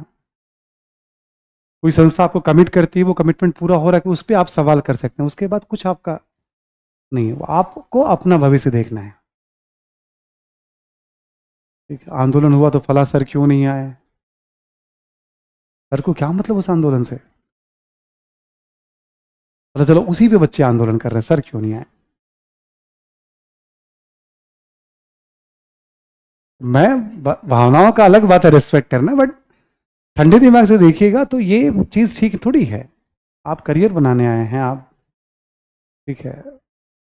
इसमें गलती कोचिंग की तरफ से ये है कि आप गुमराह करेंगे तो बच्चों का आक्रोश बढ़ता है। कोचिंग की ये गलती, तभी इतना आक्रोश किसी खास व्यक्ति या संस्था को लेकर बढ़ जाता है। क्यों? क्योंकि फिर अब पूरा कारोबार ही गुमराह पे मान लो चल रहा है, ठीक है। जो सबसे योग्य व्यक्ति है वो पढ़ा ही नहीं रहा है मान लो, ठीक है। ये निर्णय कौन ले रहा है? बच्चे भी इसमें दोषी हैं। जो सबसे योग्य मान भी लें हम कि फला जो है मतलब वो अपने क्षेत्र के बाबा हैं, ठीक है, हाँ, तो बाबा तो आ ही नहीं रहे, पढ़ा ही नहीं रहे बाबा, मतलब ये एक प्रैक्टिकल है ना। आप अनुभवी व्यक्ति से पढ़ा ही नहीं रहे तो आप क्या सीखोगे आप, ठीक है। मैं किसी भी बाबा की बात कर रहा हूं।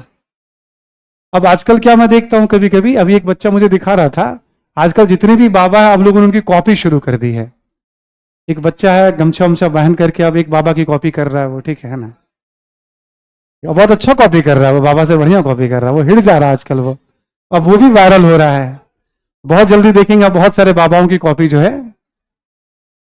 देखो समस्या कब आती है ना, जब कथनी और करनी में भेद होता है। समस्या किसी के सोशल मीडिया से नहीं है, आप जो कहते हैं वो आप पूरा नहीं करते हैं, तो धीरे धीरे ये बात छिपती नहीं है। जो मैं समझ पाता हूं, इसलिए बच्चों में आक्रोश बढ़ता है कि आप जब बच्चे गुमराह महसूस करते हैं, ठीक है, प्लस आप जो कमिट करते हैं वो पूरा नहीं कर पाते हैं, तो फिर गुस्सा आता है। बट सब गुस्से को साइड करके आप, आपका जीवन बहुत इंपॉर्टेंट है, कुछ समय के बाद ये सब चीजें धरी की धरी रह जाएंगी, ठीक है, इसलिए आपका जीवन बहुत इंपॉर्टेंट है, आप हमेशा ध्यान रखिएगा और मन में हमेशा रखिएगा।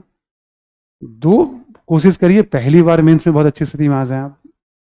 दो मेंस से ज्यादा बैठ करके एग्जाम फुल टाइम नहीं देना चाहिए। कुछ ना कुछ पार्ट टाइम बहुत सारे कोर्स चलते रहते हैं, उसका जीवन में कोई एआई पे कोई कोर्स कर लो, कुछ भी कर लो ऐसे ही बैठे बैठे, टूरिज्म पे कुछ कर लो, लैंग्वेज पे कुछ सीख लो, चलो जापानीज सीख लेते हैं, कुछ ना कुछ कर लो, फ्रेंच सीख लेते हैं, मतलब बैठना नहीं चाहिए, समथिंग लर्न करना चाहिए, ठीक है। कुछ अच्छा प्लान है तो और अच्छी बात है, कुछ हायर एजुकेशन कर लो, आप बीएड एमएड कर लो, लॉ कर लो, जर्नलिज्म कर लो, डू समथिंग, ठीक है। दो अटेम्प्ट के बाद आपको, तो मीन्स की बात कर रहा हूं मैं, ये मेरा अपना अनुभव है, और मैं जितना देखता हूं ना, मुझे लगता है कि 7-8 साल बहुत लोग खराब करते, नहीं करना चाहिए उनको, उस तरह से नहीं करना चाहिए, कुछ कुछ सीखना चाहिए, पर्सनालिटी का पार्ट बनता रहता है, ठीक है। ये जरूर निजी सलाह है, ये भी ध्यान में कभी रखिएगा, जब आप पहला अटेम्प्ट दे रहे हैं तब काउंट करिएगा, और पहला अटेम्प्ट में डिले करना चाहिए, डिले यानी उस परिपक्वता को आने दीजिए, आप जल्दीबाजी मत करिए, दबाव है तो अटेम्प्ट दीजिए, घर परिवार आपको लग रहा है कि नहीं करेंगे हम, अपनी स्थिति को समझिए, आप आपको लगता है कि हम इस स्थिति में, तो दीजिए आप एग्जाम, कोई दिक्कत नहीं है। कोई भी सलाह यूनिवर्सल कभी नहीं हो सकता है सबके लिए, बट मेरा है कि आप अच्छे से थोड़ा पीटी मेंस की तैयारी करके 1 साल ऐसा आकलन करिए, फिर अभ्यास करके दीजिए आप एग्जाम, अच्छा जज कर पाएंगे, पीटी में भी किसी कारण से सफल होंगे तो आप समझ पाएंगे कि मेरा होना ही चाहिए था बस इन कारणों से। हम एग्जाम देते हैं, हमको समझ में ही नहीं आया कि क्या हुआ मेरे साथ, वो अटेम्प्ट का क्या फायदा हुआ, हम मेंस दिए, अरे ये कमी रह गई मेरे अंदर, निकल गया हमारा, कमी दूर करके गए हम। वैसे तो बात समझ में आपको किसी भी टीचर की आ जाएगी, इवन मेरी बात भी समझ में आ जाएगी, तो बहुत समस्या नहीं, सुझाव तो बहुत सारा आपको दिया जा चुका है, अमल करना है आपको, तो थोड़ा डिले करके दे सकते हैं आप एग्जाम, जैसे जिन लोगों को 25 में देना है आप दीजिए, 26 का अटेम्प्ट जो होगा आपका बेस्ट हो सकता है, यदि आप बात को समझ रहे हैं तो अच्छा अटेम्प्ट हो सकता है आपका। राजनीतिक प्रभाव में 33 में हमने क्या बताया, बच्चों के लिए वहां कानून, मॉडर्न इंडिया से वैसे रिलेट कर रहे थे हम लोग, इसी में लिखे आप, मजदूरों ने राजनीतिक अधिकारों के लिए, मजदूरों ने राजनीतिक अधिकारों के लिए चार्टिस्ट आंदोलन चलाया, पहले भी उल्लेख कर चुका हूं,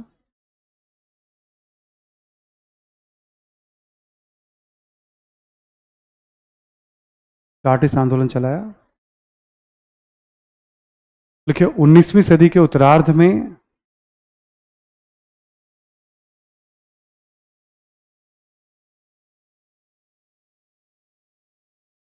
19वीं सदी के उत्तरार्ध में मजदूरों को भी मत देने का अधिकार दिया गया, मजदूरों को भी वोट देने का राइट दिया गया, ये 1867 में दे दिया गया था, 1867 में, ठीक है।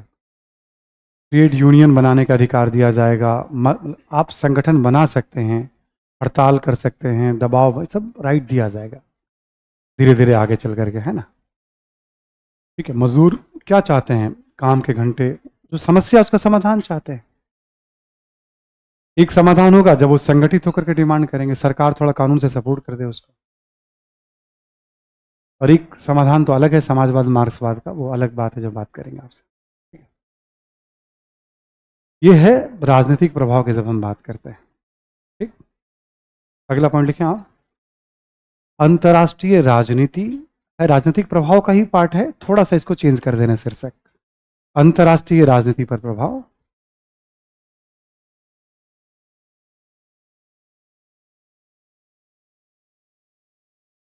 यहाँ पे लिख लें आप,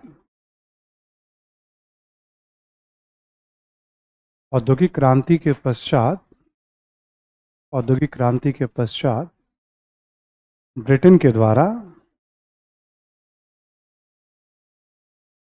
ब्रिटेन के द्वारा बाजार एवं कच्चे माल के लिए, बाजार एवं कच्चे माल के लिए अधिक से अधिक उपनिवेशों की स्थापना का प्रयास,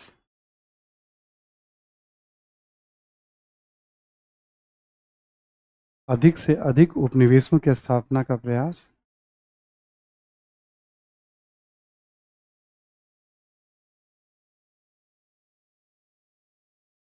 तथा तथा उपनिवेशों पर, उपनिवेशों पर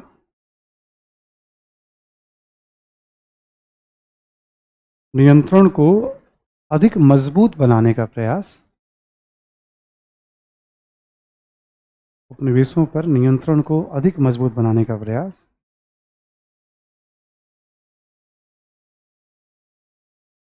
लिख लेंगे आप, जैसे भारत पर,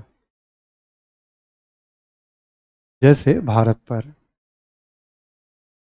तो आप देखिए 1800 के बाद भारत में जितने भी साम्राज्य विस्तार हुए हैं सब तो बाजार और कच्चे माल के लिए हो रहे हैं। डलहौजी आया, जीत लो ताकि मंदी से बाहर निकालना है, तो उनके हितों के कारण तो सब काम हो रहा था। ऐसे ब्रिटेन और भी उपनिवेश बनाने जा रहा है। एक अंतर्राष्ट्रीय प्रभाव क्या होगा औद्योगिकरण का, आप देखोगे उपनिवेशवाद, साम्राज्यवाद को इससे बढ़ावा मिला। अगला पॉइंट लिखें, 19वीं सदी में अन्य औद्योगिक देशों के साथ ब्रिटेन की प्रतिस्पर्धा,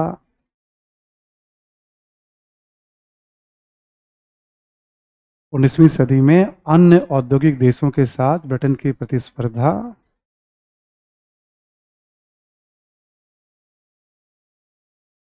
एवं तनाव में वृद्धि हुई,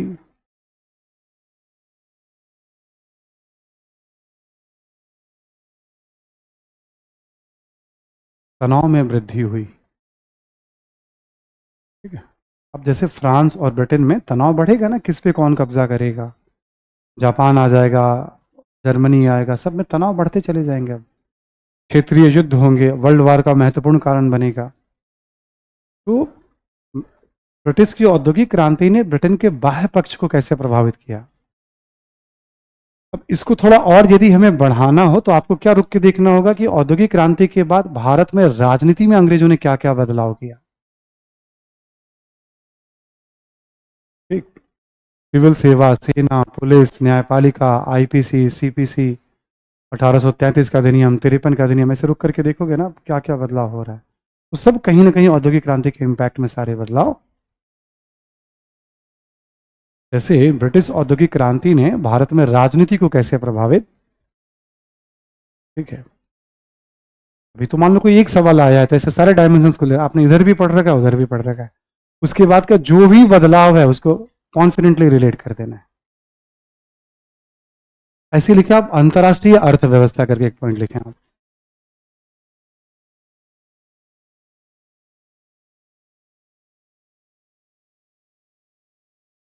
अंतर्राष्ट्रीय अर्थव्यवस्था।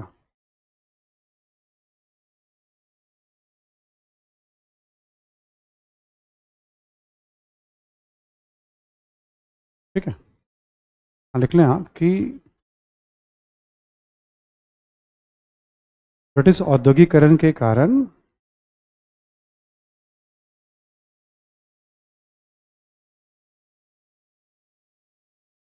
उपनिवेशों की अर्थव्यवस्था को,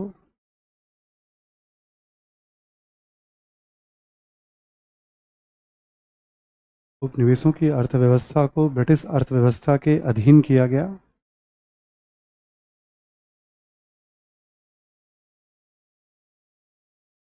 निवेशों की अर्थव्यवस्था को ब्रिटिश अर्थव्यवस्था के अधीन किया गया का मतलब होता है ब्रिटेन की जरूरतों के अनुसार उपनिवेशों की नीतियां। यहां भी कर लें जैसे भारत, यहां भी आप लिख लें जैसे भारत। ठीक है, अधीन किया गया है ना। अगला पॉइंट लिखें। ठीक है, स्वतंत्र देशों के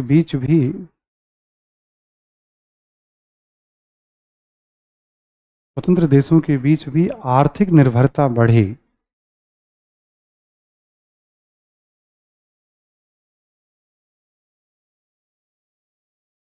ठीक, लिखें जैसे जैसे ब्रिटिश उत्पादों पर यूरोप की निर्भरता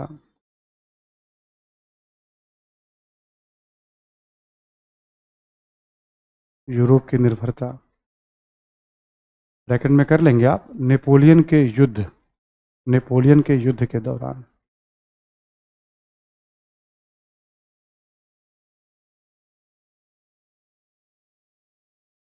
ठीक है,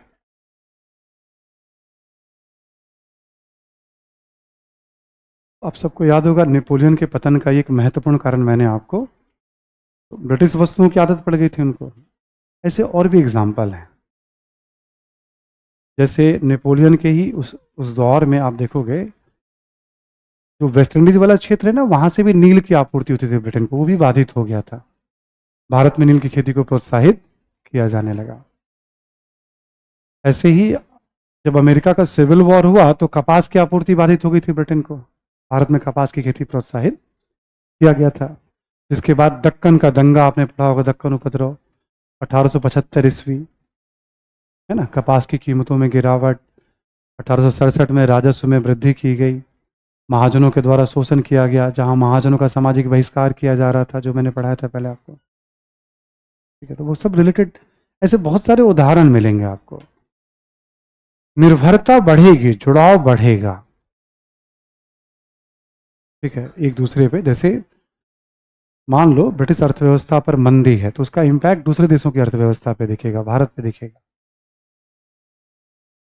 ठीक है, तो आपस में निर्भरता, क्योंकि अधिक मुनाफा के लिए अलग है और बाजार दुनिया है अब। ठीक है, तो निर्भरता बढ़ी है, शोषण भी, औद्योगिक देशों में प्रतिस्पर्धा भी बढ़ेगी। एक टॉपिक है वैश्वीकरण, जिसके बारे में आप सोसाइटी वाले सेक्शन में तो जरूर पढ़ोगे आप। ठीक है, क्योंकि वहां लिखा भी हुआ वैश्वीकरण का प्रभाव। बट वैश्वीकरण को यदि समझने की बात है सिंपल भाषा में, तो एक तरह से विश्व के एक होने की प्रक्रिया, विश्व का एक होने की प्रक्रिया। और इसकी चर्चा किस क्षेत्र में होती है, तो आर्थिक क्षेत्र में होती है। आर्थिक क्षेत्र में यह माना जाता है कि मतलब वैश्वीकरण का मतलब वस्तुओं के आवागमन में कोई बाधा ना हो। ठीक, पूंजी के आवागमन में कोई बाधा ना हो, तकनीक के आवागमन में कोई बाधा ना हो, और लोगों के आवागमन में, सब बाधाओं को हटा दीजिए आप, तो वैश्वीकरण हो गया। ठीक, इससे क्या होता है कि भाई कोई व्यक्ति है, कोई बहुत अच्छा काम कर रहा है, जब कोई बाधा नहीं तो वो कहीं भी सेवा दे सकता है। वो चीजें कहीं उत्पादन ज्यादा अच्छी क्वालिटी की चीजें बन रही हैं तो कहीं पे भी उसको बेचा जा सकता है, कोई जब बाधा ना हो तो। इससे माना जाता है मानव को बहुत फायदा होगा, इस कॉन्सेप्ट से ऐसा माना जाता है वैश्वीकरण से। बट इस तरह की सोच कब बननी शुरू हुई? पहले इतनी नहीं थी ना, व्यापार होता था बहुत। भौगोलिक खोज के बाद पहली बार इसकी बुनियाद, ठीक है, एक दूसरे से संपर्क बढ़ा, एक क्षेत्र के उत्पादों पे दूसरे क्षेत्र की आदत बढ़ी। औद्योगिकरण के बाद अब ब्रिटेन जितना कपड़ों का उत्पादन कर रहा है, उसका तो 1% भी कपास अपने यहाँ नहीं उपजा रहा है। सारे कारखाने बंद हो जाएंगे उसके कपास के। तो पहला 1820 तक जो ब्रिटेन का औद्योगिकरण हुआ है, बेसिकली वो सूती कपड़ा, कोयला और लौह उद्योग के लिए जाना जाता है। सूती कपड़ा के लिए में सारे कारखाने बंद हो जाते हैं, दुनिया में से बाजार नहीं मिलता, तो निर्भरता बढ़ती चली गई। तो आप देखोगे स्वतंत्र देश हैं तो व्यापारिक स्तर पे, लेन देन के स्तर पे, उपनिवेश है तो पॉलिसी के स्तर पे। औद्योगिकरण के बाद निर्भरता बढ़ी है, ये विश्व युद्ध का कारण बनेगा, पहला दूसरा विश्व युद्ध। उसके बाद ये होगा कि हम कुछ ऐसे नियम बनाएं आपस में जिससे सबको फायदा हो। फिर वो गैट और WTO ऐसा प्रक्रिया आगे चलेगी। मतलब तो वैश्वीकरण की प्रक्रिया को आगे ले जाने में औद्योगिकरण का भी एक रोल है, अपना बेस माना जाता है। अंतर्राष्ट्रीय अर्थव्यवस्था हो गया। अब यहीं पर लिखे आप विचारधारा के स्तर पर,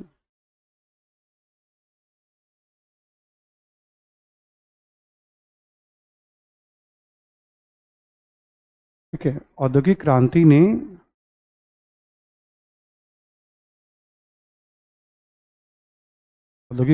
ने ब्रिटेन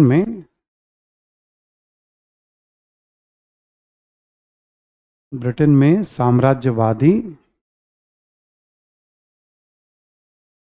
समाजवादी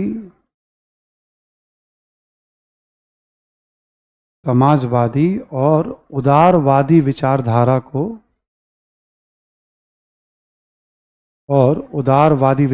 को प्रभावित किया।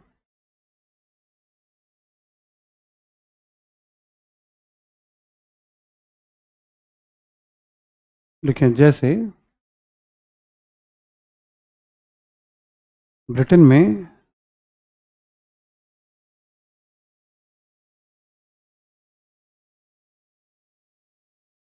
राजनीतिक क्षेत्र में लोकतांत्रिक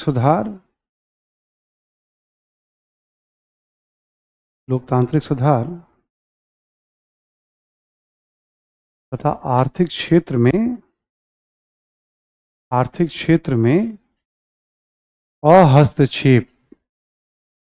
अहस्तक्षेप की नीतियों को महत्व दिया गया।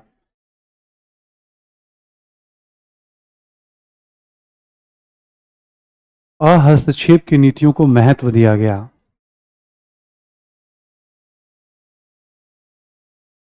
इसको ब्रैकेट में लिख लेंगे आप, हस्तक्षेप वाले में लेसेज फेयर।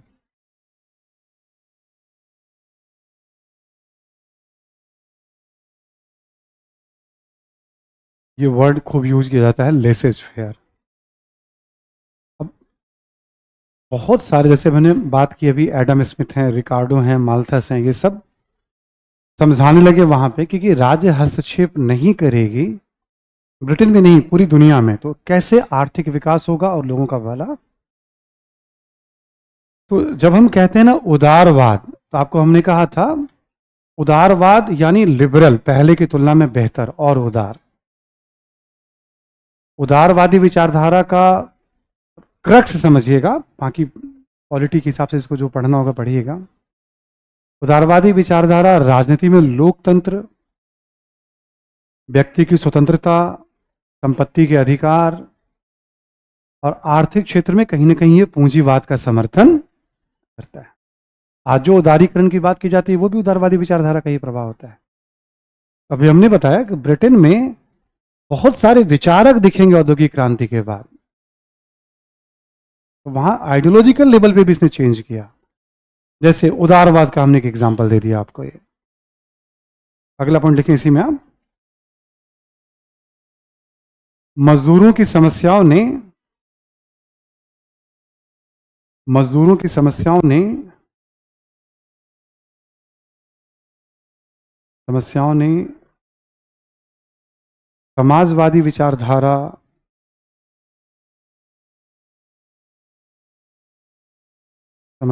समाजवादी विचारधारा के उदय की पृष्ठभूमि निर्मित की।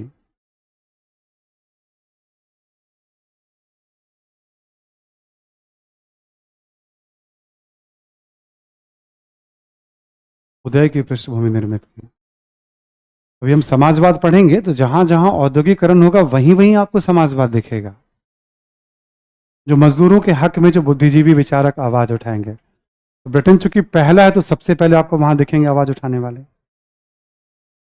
अगला पॉइंट लिखें इसी में, विचारधारा में ही लिखें, साम्राज्य विस्तार को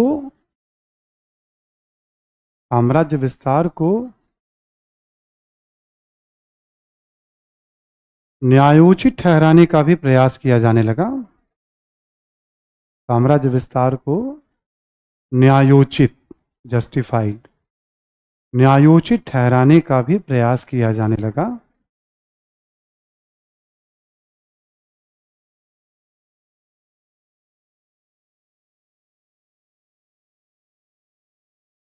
लेकिन जैसे श्वेत व्यक्तियों पर भार का सिद्धांत,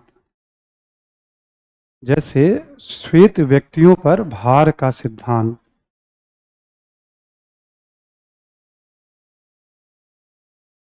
श्वेत व्यक्तियों पर भार, हाँ, वजन, भार का सिद्धांत क्या था इसमें? जैसे अंग्रेजों को कब्जा करना है मान लो किसी क्षेत्र पे, ठीक, तो ये थोड़ी कह रहे हैं कि हम बाजार के लिए कब्जा कर रहे हैं। वो ये कहेंगे कि हम तो उस क्षेत्र को सभ्य बनाने के लिए ईश्वर ने हमें दायित्व सौंपता है श्वेत लोगों के ऊपर। व्हाइट मीन्स बर्डन, श्वेत व्यक्तियों पे भार। हम तो बस सभ्य बनाने के लिए जीत रहे हैं, बट पीछे मतलब क्या है? बाजार, कच्चा माल। बट बोलेंगे क्या? हम तो सभ्य बनाने आए हैं आपको। तो क्या होगा? विचार के स्तर पर बहुत सारे बुद्धिजीवी इस तरह के किताब लेख लिखेंगे और इन सबको पढ़ाया लिखाया जाने लगेगा वहां के समाज में। यही सब विचारधारा तो पॉलिसी को प्रभावित कर रही है वहां पे। तो ब्रिटेन में विचारधारा के स्तर पे भी औद्योगिक क्रांति का अच्छा खासा प्रभाव देखा। आज आप अखबारों में कभी कभी पढ़ते होंगे, सुनते होंगे या महसूस कर सकते हैं दिल्ली में ग्लोबल वार्मिंग का इम्पैक्ट, वैश्विक गर्माहट। वैश्विक गर्माहट को लेकर जो बहस चलती है पूरी दुनिया में, उसकी जड़ में औद्योगिक क्रांति है। ठीक है, अब देखो जैसे ब्रिटेन, फ्रांस, अमेरिका, जर्मनी, बिना किसी प्रतिबंध के उन लोगों ने कोयले का और तमाम तरह के केमिकल का उपयोग अपने विकास के लिए। अब जब अफ्रीका, एशिया के देशों में विकास प्रारंभ हुआ तो उन्होंने कहा नहीं, ग्लोबल वार्मिंग हो रही है, आपको नियंत्रित करना पड़ेगा अपने विकास को। ग्लोबल वार्मिंग का तो रीजन है ही औद्योगिक विकास, इसमें कोई बहुत विवाद का विषय नहीं है। विवाद का विषय यह है कि पश्चिमी देशों ने मतलब अपना तो बिना अनियंत्रित विकास कर लिया जो करना था आपको, प्रकृति का दोहन, वातावरण को प्रदूषित जो जो करना था। अब जब बाकी देशों की बारी आई तब वो कहना शुरू किया अच्छी बात नहीं है। ये जो पूरी बहस चलती है, उस बहस के केंद्र में है औद्योगिक क्रांति। लंबे समय तक हम भी ग्लोबल वार्मिंग में बहुत पार्टिसिपेट, हम विरोध करते थे कि हम अपने उत्पादन को नियंत्रण तभी करेंगे जब तुम हमें पैसे दोगे, जब तुम हमें उन्नत तकनीक दो, हमें तकनीक जिससे कम से कम प्रदूषण हो, तो हमें पैसा, मुआवजा कौन देगा?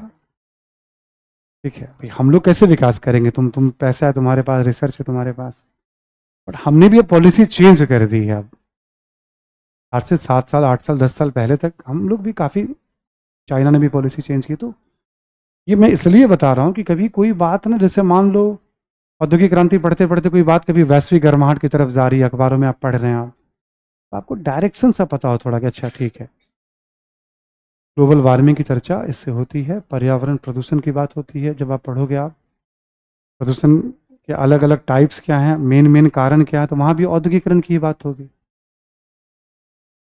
ठीक है, प्रश्नों का तो कुछ अता पता है नहीं, प्रश्नों को कब कहाँ किससे जोड़ के पूछ लेंगे आपसे, वो लिंक करेंगे वो। बस आपको पता होना चाहिए कि हाँ, प्रदूषण के जड़ में भी ये है, वैश्विक गर्माहट के जड़ में भी ये है, वैश्वीकरण की चर्चा में भी इसकी बात होती है। तो बस थोड़ा आप अवेयर रहेंगे, केवल अखबारों में या सोसाइटी में कभी बात हो रही है, कभी कहीं किसी लेक्चर में बात हो रही है, तो आप अवेयर रहेंगे आप यहाँ। ठीक है, तो ये है औद्योगिकरण की कहानी ब्रिटेन की, कारण और परिणाम। ठीक, जर्मनी के बारे में जैसे थोड़ा बहुत हमने बताया आपको, अभी हम आगे बहुत सारी बातें औद्योगिकरण में हम बात करते करते समझा जाएंगे बीच में आपको हम। ठीक, अलग से कुछ अब काम नहीं करना है इसके ऊपर हमें। ठीक है, जब रसिया में जाएंगे ना तो एक मार्क्सवादी औद्योगिकरण के बारे में हम 8-10 पॉइंट पढ़ेंगे। तो दोनों मॉडल की समझ होनी चाहिए, पूंजीवादी की समझ बना ली हमने, एक मार्क्सवादी मॉडल की समझ बना लेंगे। जब दोनों मॉडल की समझ होगी तो फिर सब तो उसकी कॉपी है, मतलब पूरी दुनिया में ये दो मॉडल है बेसिकली। औद्योगिकरण के बाद हमारा अगला टॉपिक क्या है? उपनिवेशीकरण।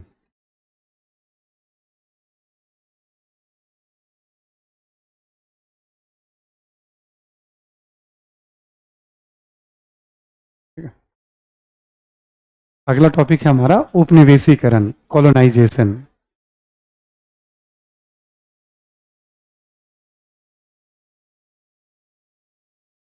ऐसे समझने के लिए, जैसे भारत उपनिवेश था तो हम लोगों ने पढ़ा ही ठीक ठाक उसके ऊपर, यहाँ पे भी समझिएगा कि पश्चिमी यूरोपीय देशों ने या आगे चलकर और भी जो विकसित देश हैं, बेसिकली उपनिवेशीकरण है कुछ देशों पर दुनिया के वर्चस्व की कहानी।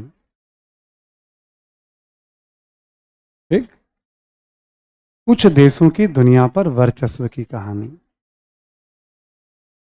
समझने के लिए मैं बता रहा हूं, अभी इसके बाद दिखाऊंगा आपको। जैसे 16वीं से 18वीं सदी के बीच भौगोलिक खोज वाला फेज है ये। भौगोलिक खोज के बाद उपनिवेश स्थापित होना प्रारंभ, ये मैंने आपको लिखाया भी था भौगोलिक खोज के साथ। ये फर्स्ट फेज आपको दिखेगा जब उपनिवेश बनाए जा रहे हैं। इसी फेज में पलासी की लड़ाई, बक्सर का युद्ध, तीनों कर्नाटक युद्ध, जो पहले फेज का आखिरी चरण चल रहा है, तब भारत को अंग्रेजों ने गुलाम बनाना प्रारंभ। तब तक तो औद्योगिकरण हुआ नहीं था। ठीक? वर्चस्व की कहानी यहां से शुरू होती है भौगोलिक खोज के बाद व्यापारिक फायदे के लिए कुछ देशों के द्वारा। आपको नाम याद हो, पुर्तगाल, स्पेन, हॉलैंड, फ्रांस, ब्रिटेन, इन्हीं 5 देशों की बात हुई थी। ठीक, अगली कहानी शुरू होती है, मोटे तौर पे समझ लीजिए आप, एक तरह से वर्चस्व की बात करें हम लोग तो ये 19वीं 20वीं सदी कर लीजिए आप, और 1870 से 1914 कर लें स्पेसिफिक टाइम।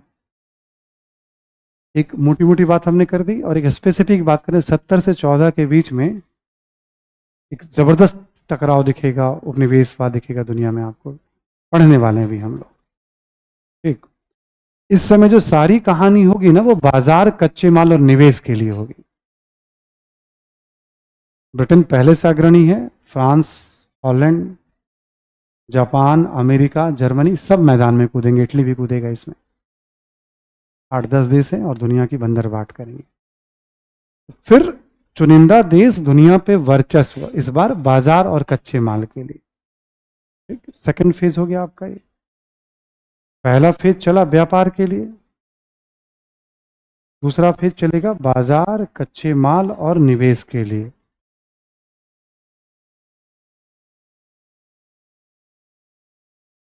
ये दोनों तो मेनली पढ़ना ही पढ़ना है हमें। ठीक, जो भी पढ़ाऊंगा इस टॉपिक के अंदर आपको। फिर ऐसे ही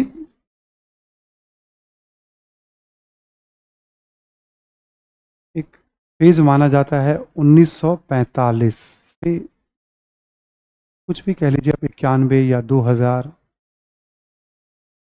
ठीक है, ये संकेत के लिए शब्द लिया जाता है। ये आप समझ लीजिए, आप एक तरह से नौ उपनिवेशवाद।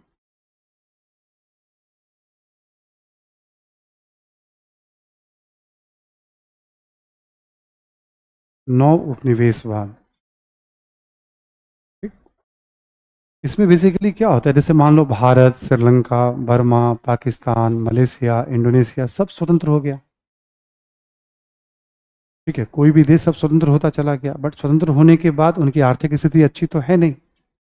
उनको विकास के लिए पैसा चाहिए, तकनीक चाहिए, ठीक है, तमाम सपोर्ट चाहिए।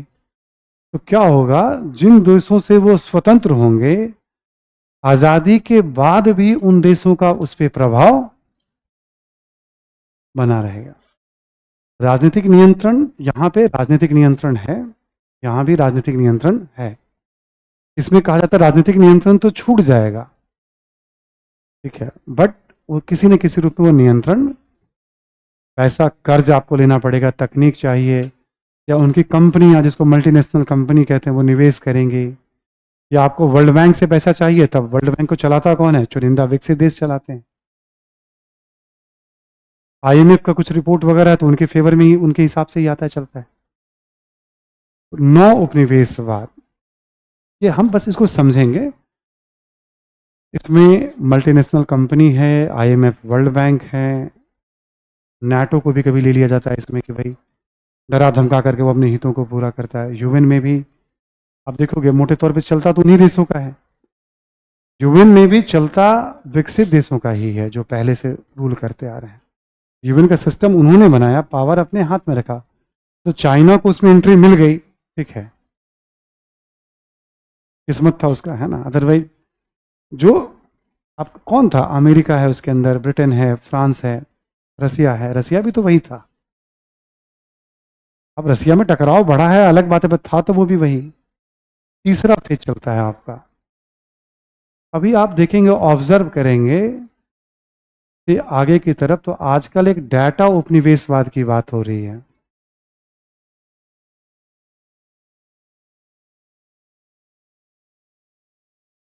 ठीक है, डाटा कॉलोनिज्म की बात हो रही है। हमारे जितने उद्योगपति हैं भारत के, वो सब इस मुद्दे को उठाते हैं, दुनिया में तमाम लोग। ठीक है, इंटरनेट के युग में देखेंगे आप, स्मार्टफोन के युग में देखेंगे आप। ठीक है, जो जो बड़ी कंपनियां, उनके पास तमाम डाटा है लोगों का। ठीक है ना, जैसे चाहे उसका मतलब वो उपयोग। तो आज जो बदलाव हुआ है आप देखोगे, रोबोटिक्स में, एआई में, या इंटरनेट वगैरह के साथ, गूगल जो मेटा वगैरह है आपका, ये सब बदलाव इन्हीं विकसित देशों की कंपनियों के द्वारा। तो मजेदार बात क्या है, यहां राष्ट्र की पकड़ है, यहां भी राष्ट्र की पकड़ है। यहां राष्ट्र की पकड़ थोड़ी कमजोर होगी, राष्ट्र सपोर्ट करेगा। यहां उस देश की राष्ट्र की पकड़ और कमजोर होगी, यहां कंपनियां आगे आ रही हैं, यहां और दूसरी तरह की कंपनियां आगे आ रही हैं। पर जब आप रुक करके देखोगे ना, वर्चस्व तो उन्हीं चुनिंदा देशों का दुनिया पे आपको दिखेगा। इस टॉपिक को शामिल करने का क्रक्स, जो विजन आपको ध्यान में रखना, वो यही ध्यान में रखना है। बेसिकली वर्चस्व का स्वरूप बदलता जाएगा। हर फेज में नए प्लेयर आएंगे, इसमें नए प्लेयर आएंगे, इसमें नए प्लेयर आएंगे, इसमें भी। हर फेज के साथ कुछ देश की अर्थव्यवस्था बदलती है ना, जैसे भारत एक नया प्लेयर है आज, चाइना एक नया प्लेयर है आज, दक्षिण अफ्रीका, ब्राजील, ये सब नए प्लेयर हैं, कोरिया नया प्लेयर है, साउथ कोरिया, है ना। हर फेज के साथ कुछ कुछ नए देशों की एंट्री। संघर्ष करना पड़ता है भाई, अपनी व्यवस्था में हमें भी ले लो। इसी को आईआर की भाषा में वर्ल्ड ऑर्डर कहते हैं। इकोनॉमी में है तो इकोनॉमिक वर्ल्ड ऑर्डर, पॉलिटी में तो polity systematic world order, military में तो मिलिट्री वर्ल्ड ऑर्डर, ऐसे जैसे चाहें उसको आप घुमा करके बात कर सकते हैं। घर में जैसे कि व्यवस्था होती है ना, दादा दादी हैं, माता पिता हैं, ऐसे करके व्यवस्था, बड़े भाई बहन हैं, वैसे दुनिया की एक व्यवस्था है, ये अघोषित व्यवस्था है। धीरे धीरे अपने आप ये व्यवस्था, इसी को वर्ल्ड ऑर्डर कहते हैं। ठीक है, अंतर्राष्ट्रीय राजनीति की भाषा में। तो इस टॉपिक को आपका नजरिया देखने का ऐसा होना चाहिए, कुछ देशों के वर्चस्व की कहानी। हम तो बात मोटे तौर पे इस पे करेंगे। क्लियर ना सभी को। जैसे औद्योगिकरण में हमने क्या कहा था, नजरिया अब रखे 4 फेज की तरफ। उपनिवेशीकरण चौथा जो फेज चल रहा है, पुराने स्टाइल में नहीं है औपनिवेशीकरण, अब नए तरीके का है। ठीक है, अब बेसिकली आप समझ लो, इस वाले फेज में इसको समझो तकनीक, स्पेस हो, डिफेंस हो, ठीक है, इंटरनेट से रिलेटेड जितने भी आपके टेक्नोलॉजी का खेल है, टेक्नोलॉजी में बहुत ज़्यादा उनका निवेश है। यहाँ भी तकनीक से खेल शुरू हुआ था, तोप बंदूक और जहाज, यहाँ भी तकनीक, यहाँ भी तकनीक। और यहाँ एक चीज़ बहुत क्लियर है, तकनीक का भी स्वरूप बदल रहा है, बट उस तकनीक में उनका वर्चस्व बना हुआ है। डायरेक्शन देने का बस ये फायदा है कि अखबार वगैरह में ऐसे लेख बहुत मिलेंगे आपको, तब आप कनेक्ट कर पाओगे पीछे क्या हो रहा था, इनका ही क्यों वर्चस्व है। ठीक, हमें पढ़ना है मोटे तौर पे इन दोनों के बारे में। पहले हम क्या करेंगे, कुछ टर्म जो हम पहले भी बता चुके हैं, दोबारा मैं रिपीट करूंगा, जरूरत पड़ेगी यहाँ पे, है ना। जैसे उपनिवेशवाद क्या है, साम्राज्यवाद क्या है ना, ये सब सब। पुराना साम्राज्यवाद क्या है, नया साम्राज्यवाद क्या है, ये शब्द चलते हैं, यूपीएससी में पूछे गए हैं क्वेश्चन। नौ उपनिवेशवाद क्या है, मान लो यही वर्ड है, सपोज दैट, है ना। लिखें आप जरा, पहले कुछ शब्दों को लिख लें आप। लिखें आप, साम्राज्यवाद, इंपीरियलिज्म,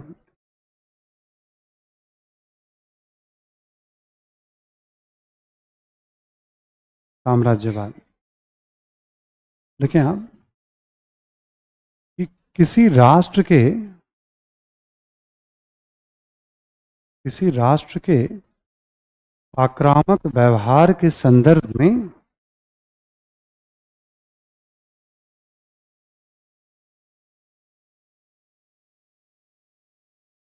कि राष्ट्र के आक्रामक व्यवहार के संदर्भ में इस शब्द का प्रयोग किया जाता है,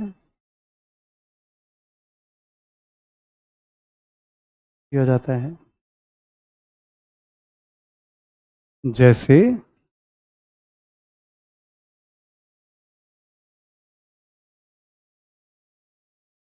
जैसे किसी राष्ट्र के द्वारा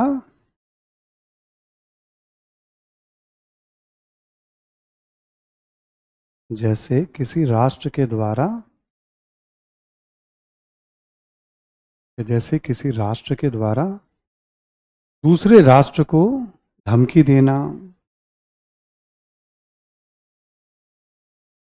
धमकी देना,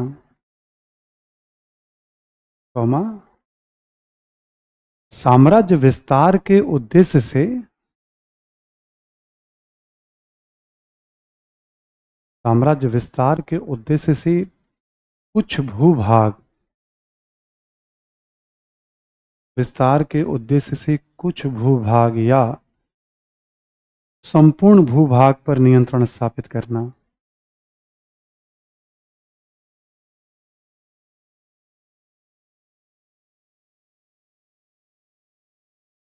कुछ भूभाग या संपूर्ण भूभाग पर नियंत्रण स्थापित करना। लिखेंगे आप कॉमा दे करके कि शोषण के उद्देश्य से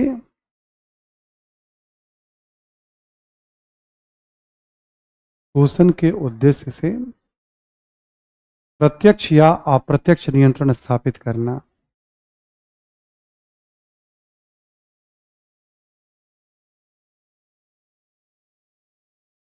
प्रत्यक्ष या अप्रत्यक्ष नियंत्रण स्थापित करना।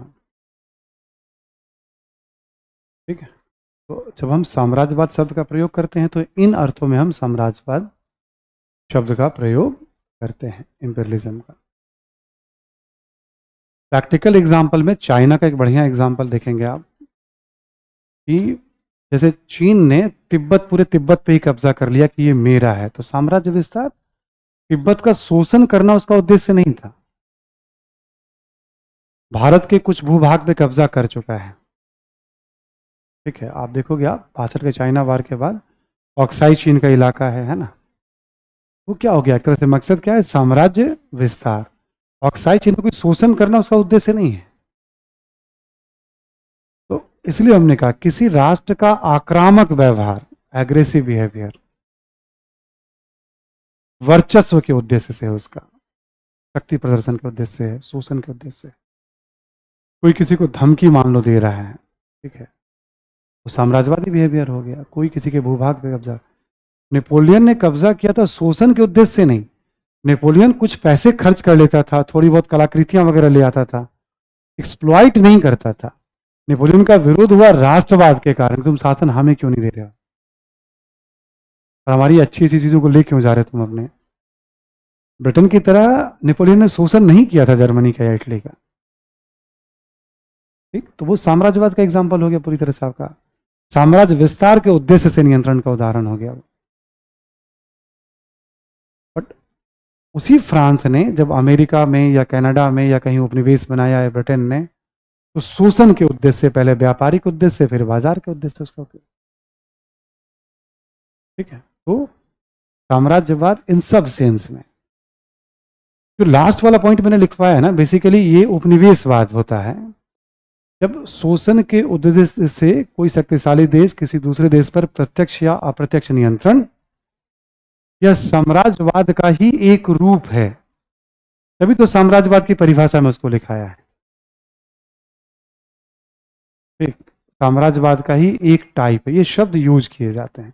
लिख लीजिए आप उपनिवेशवाद।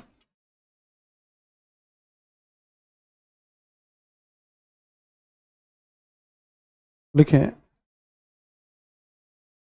जब कोई एक राष्ट्र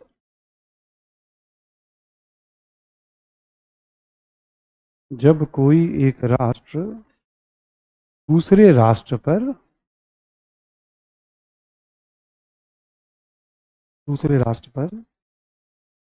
शोषण के उद्देश्य से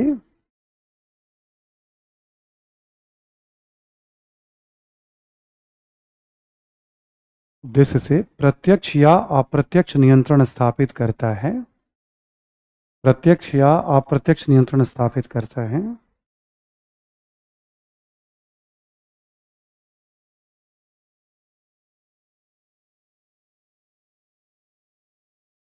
स्थापित करता है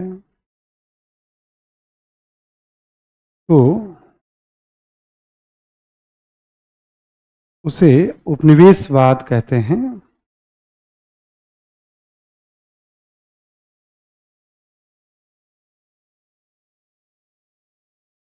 कहते हैं, देखिए, यह साम्राज्यवाद का ही एक प्रकार है। यह साम्राज्यवाद का ही एक प्रकार है, एक टाइप है।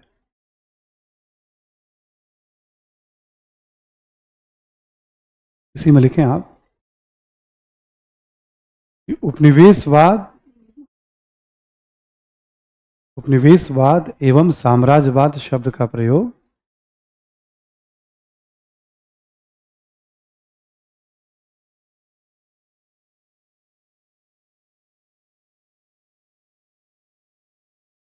एक दूसरे के स्थान पर प्रायः किया जाता है।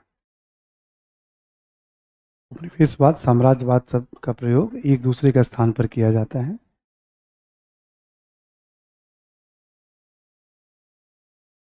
ठीक। अब इसको सिंपल एग्जांपल है, भारत किसका उपनिवेश था? अंग्रेजों का। साम्राज्यवादी कौन हुआ इसमें? अंग्रेज। साम्राज्यवादी सब एक तरह से देखोगे तो शक्तिशाली देश की तरफ चला जाता है। साम्राज्यवादी कौन? उपनिवेश जिसको जीता गया। उपनिवेश जिसको जीता जा। अमेरिका किसका उपनिवेश था? अंग्रेजों का। साम्राज्यवादी कौन हुए? अंग्रेज हुए। ठीक है। तो सिंपल सी दो बात हो गई है ना। ये बोलचाल की भाषा में जो डेफिनेशन चलता है आपका। ठीक। अब तीसरा टर्म लिखें आप। लिखें पुराना साम्राज्यवाद। पुराना साम्राज्यवाद। यहां लिखें आप कि 16वीं सदी से 18वीं सदी के बीच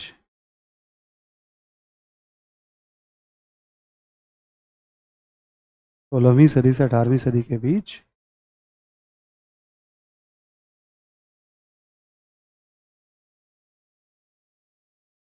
18वीं सदी के बीच व्यापारिक उद्देश्यों से पश्चिमी यूरोपीय देशों ने उपनिवेशों की स्थापना की।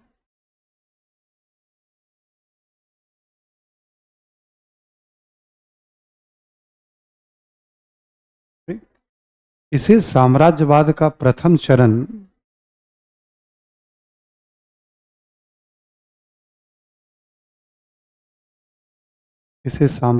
का प्रथम चरण या पुराना साम्राज्यवाद भी कहते हैं।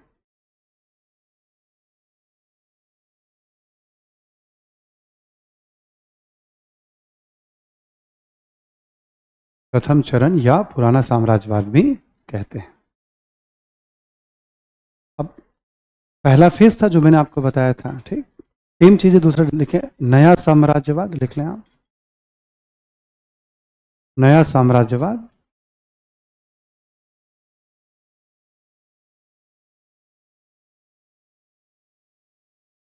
यहां लिख लें आप मुख्यतः 1870 से 1914 के मध्य 1870 से 1914 के मध्य 1914 के मध्य औद्योगिक देशों के द्वारा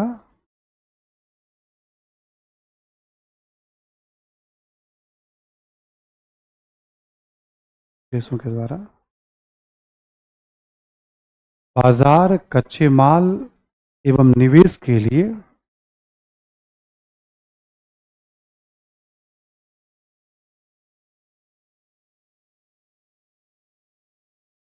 लिए बड़े पैमाने पर साम्राज्य विस्तार की नीति अपनाई गई।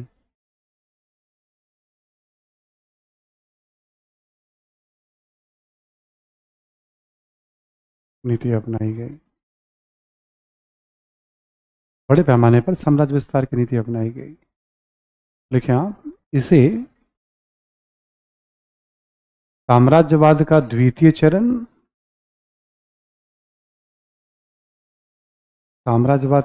चरण द्वितीय चरण, सेकंड फेज, या नया साम्राज्यवाद भी कहते हैं।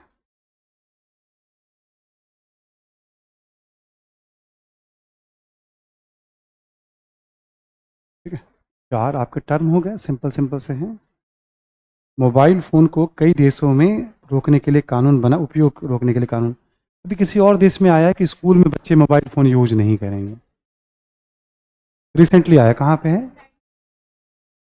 यूके में आया है ना अभी, कि स्कूल के बच्चे मोबाइल फोन का यूज, देखो जो सबसे पहले लेके आता सबसे पहले समझ जाता है कि हमें नहीं करना है।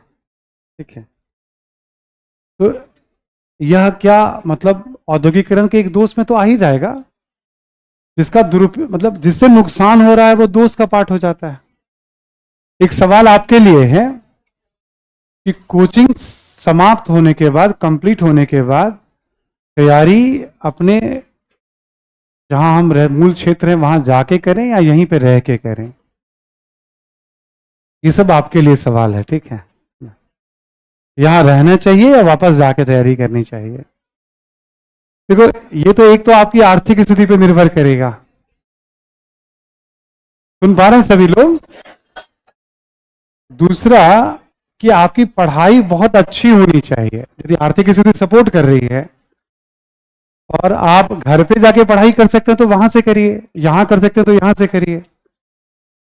यदि आप पूरी तरह से समर्पित है पढ़ाई को लेकर के और अच्छा टाइम का यूज कर रहे हैं, आप आर्थिक रूप से समस्या नहीं है, तो मैं ये जरूर कहूंगा कि रह के यहीं तैयारी करनी चाहिए। क्योंकि जब हम घर पे रहते हैं तो न चाहते हुए भी घर की समस्याओं में या चीजों में हम इन्वॉल्व होते हैं। बट आप ईमानदारी से अपनी आर्थिक स्थिति और टाइम को देखिएगा, मतलब पढ़ाई कैसे करते हैं आप। ठीक है, चलिए, थैंक यू।